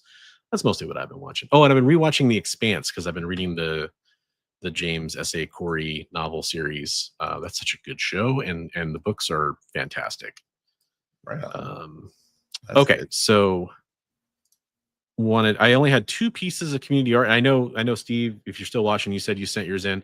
We'll feature that. We'll get it on the next show. Sure. I have 2 pieces of art. My that I have apologies prepped and to ready people who sent stuff. I dropped the ball today. I had a really long day at work, so I'm sorry. Well, you had a really long day, man. You're allowed to have that happen. So thank you for saying that, but I think you can take the week off and you're good. This is from CJ Design. CJ Design will have a awesome Green Lantern. It's the 3 main Green Lanterns, at least in my opinion. I guess I shouldn't say that definitively, but Hal Jordan, Guy Gardner, and John Stewart. I guess Kyle Rayner would probably be the main 3. Sorry. So it's Guy Gardner, Hal Jordan, and John Stewart. He has a sketch cover that he's going to have up for auction on Saturday. So if you like his stuff here, definitely go check it out. I really love like this. His color is great. Good job. Yeah, this is one of my favorite. There's been 3 or 4 he sent us that I've really, really, really, really loved, and this is definitely in that top few for me of his. He's done a great job on. Yeah. And then this comes from Headless Hammerhead, former owner of Dangerous Waters Comics, which unfortunately no longer out there as a comic book shop, but you guys might remember him from some of my videos. The day he was a sponsor for a while. So he did this. I'm going to read you what he wrote. It's a dragon design for an upcoming D&D book called Dragons that he's doing. This is the Dust Dragon, a dragon that can turn opponents to dust and can itself disappear like dust in the wind. Very cool. So I'm glad he sent that in. That's love it. It's awesome. I was going to zoom in a little bit because I know it's because of the aspect ratio. I can't make it super big, but give you a little bit more closer look on there because it's just a photo, but very good. Nice. We love your community art. I know there's probably more of it that we could show off. Here's what I can promise you. If you like the community art segment on the show, if you like community art, you're going to love our auction we have coming up on Saturday. I'm trying to get ready to draw a piece myself that will be on there, but I'll be running the show too. I'm sure Big B can help out run the show a little bit as well, but I'll be attempting to draw, but I'll at least be hosting. A bunch of community artists, actual Dracula and Roscoe, and we'll have pieces from CJ Design, and we'll have Rich Stankey, and just, there's so many people, Scott Hasselwood, and Elliot Wright, and Erwin Papa, and so many people you've seen on here before. List goes on and on and on. If you're interested in watching that, tune in Saturday at 2 p.m. Pacific or 5 p.m. Eastern on my channel, Bronze Age Nerd. The link is in the description below. All the proceeds are going to Mission 22 to help veterans. So if you want to help veterans, that's what you got to do. We'd love you to bookmark that show and give it a thumbs up. So and just watch. Even if you can't bid, just watch, share it out to groups you like, so we can raise some money for a great cause. I won't be back. Like positive comments go. Just if you're watching, definitely. Just letting what you like about people's art. It's great, even better, better than money sometimes. Oh, thanks, Chad. That's really nice of you to say. Thank you, Chad. We're very glad you appreciate it. We do it because you guys still keep coming back, and hey, share the show out to people that you think would enjoy it as well. But yeah, if you're interested in being part of that stream in any way, shape, or form, reach out to us. Whether you have a piece you might want to donate and we can auction off, or if you want to partake, we'd love to hear from you. And even if we can't fit you into this one, if we fill up too many people on the screen or whatever, we can write your name in and get you involved for when we plan the next one, because we are going to do more of these as well. Yeah, we can either put you in one of those, or we can put if you donate a piece of art, it can go into the next little Heroes for Heroes show that we have. That's not even that doesn't have to specifically be a art stream, you know. So it could be part of the art and comics and all the other stuff too. So yeah, if you ever have any curiosity, if you ever have any questions, that's the phrase I'm looking for, about anything to do with Heroes for Heroes or how you could help or anything about it, you can reach out to Big B, you can reach out to me. I always provide my email, thebronzeagenerd, all one word, @gmail.com. And I'd be more than happy to answer that stuff for you. Or if you have questions for, there's people who have like tax questions. If you have those kind of questions, I can get you in touch with Mission 22 so you can be assured that, like, oh, I'm going to get a receipt for this, and here's how we itemize it and all that kind of stuff. If you care about that level of things. If you donate to our campaign that we posted in the chat earlier and that is linked in the description below, you automatically get a receipt for your tax purposes, by the way. So, right. Other than that, I think I've talked and said all the things I needed to say. Do you have anything that you want to say, baby? I want to say I love all you guys. You guys are awesome. Thank you for all your support. I hit, what was it, 700,000 views on my videos the other day.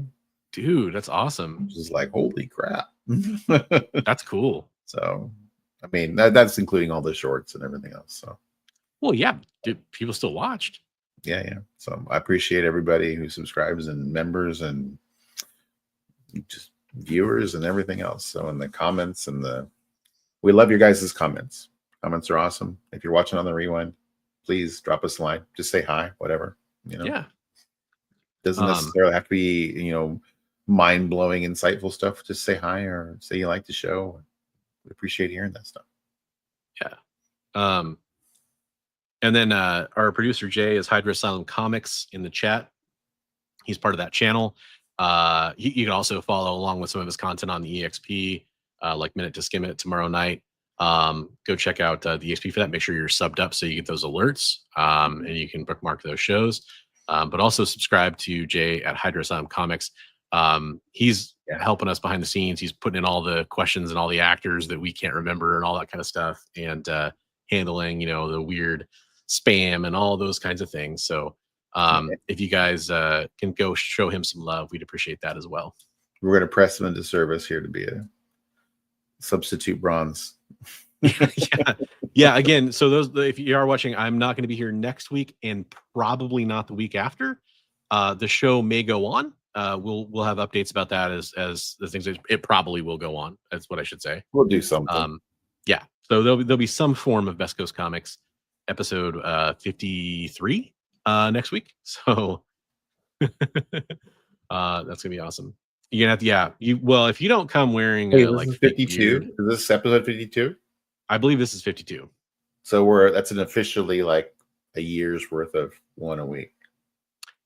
Yeah, but it didn't work that way, right? Because that's where we skipped some weeks, and then originally we weren't. We were every other week for a while, right? Yeah, right. Yeah, and then we definitely skipped some for illness or events we were doing or whatever. But right, I was just saying, if you decided you wanted to watch like one episode a week, it would take you a year. Yeah, I need to get that playlist together. The full on my channel. At least I need to get the full playlist together. Yeah, no, I'll copy it over to my channel too. That'd be awesome. Cool. And I guess the last thing I'll say is if you have any topics that you want to see us cover, make sure you leave a comment about those too. If you're not fast enough to type it in the live chat right now, still would love to hear about that. Some of the things we've talked about over the last few months have come from the chat, have come from the viewers or conversations we've had with you, offline or whatever. Right. And that's some valuable stuff because we definitely get some fresh ideas that way. And then if you guys are in, we've told you before, you guys are just as much a part of the show watching as we are up here talking about it. A third host of our show is you guys. Like, you guys are a big part of the show. Yeah, you're a guest every week. Even if we have a special guest here on screen, we still have you guests in the chat, and we really appreciate that. So we love all your humor and insight and knowledge that you share. So you're trolling and all of it. All of it. All right. On that note, I think we're ready to sign off here. Over on the West Coast, we're shutting it down. On the West Coast, you guys are going to be waking up in a few hours over there on the East Coast or wherever you're watching from. We appreciate you watching on the rewind if that's where you're watching. If you were here watching live, we appreciate you doing that as well. And love to see you here on Saturday for that comic book community art stream that we're doing for Heroes for Heroes. Have a great week, everybody. And Big B will be back next week to show you the ropes on a new topic. And I'll catch you in a little while. Have a good one, everybody.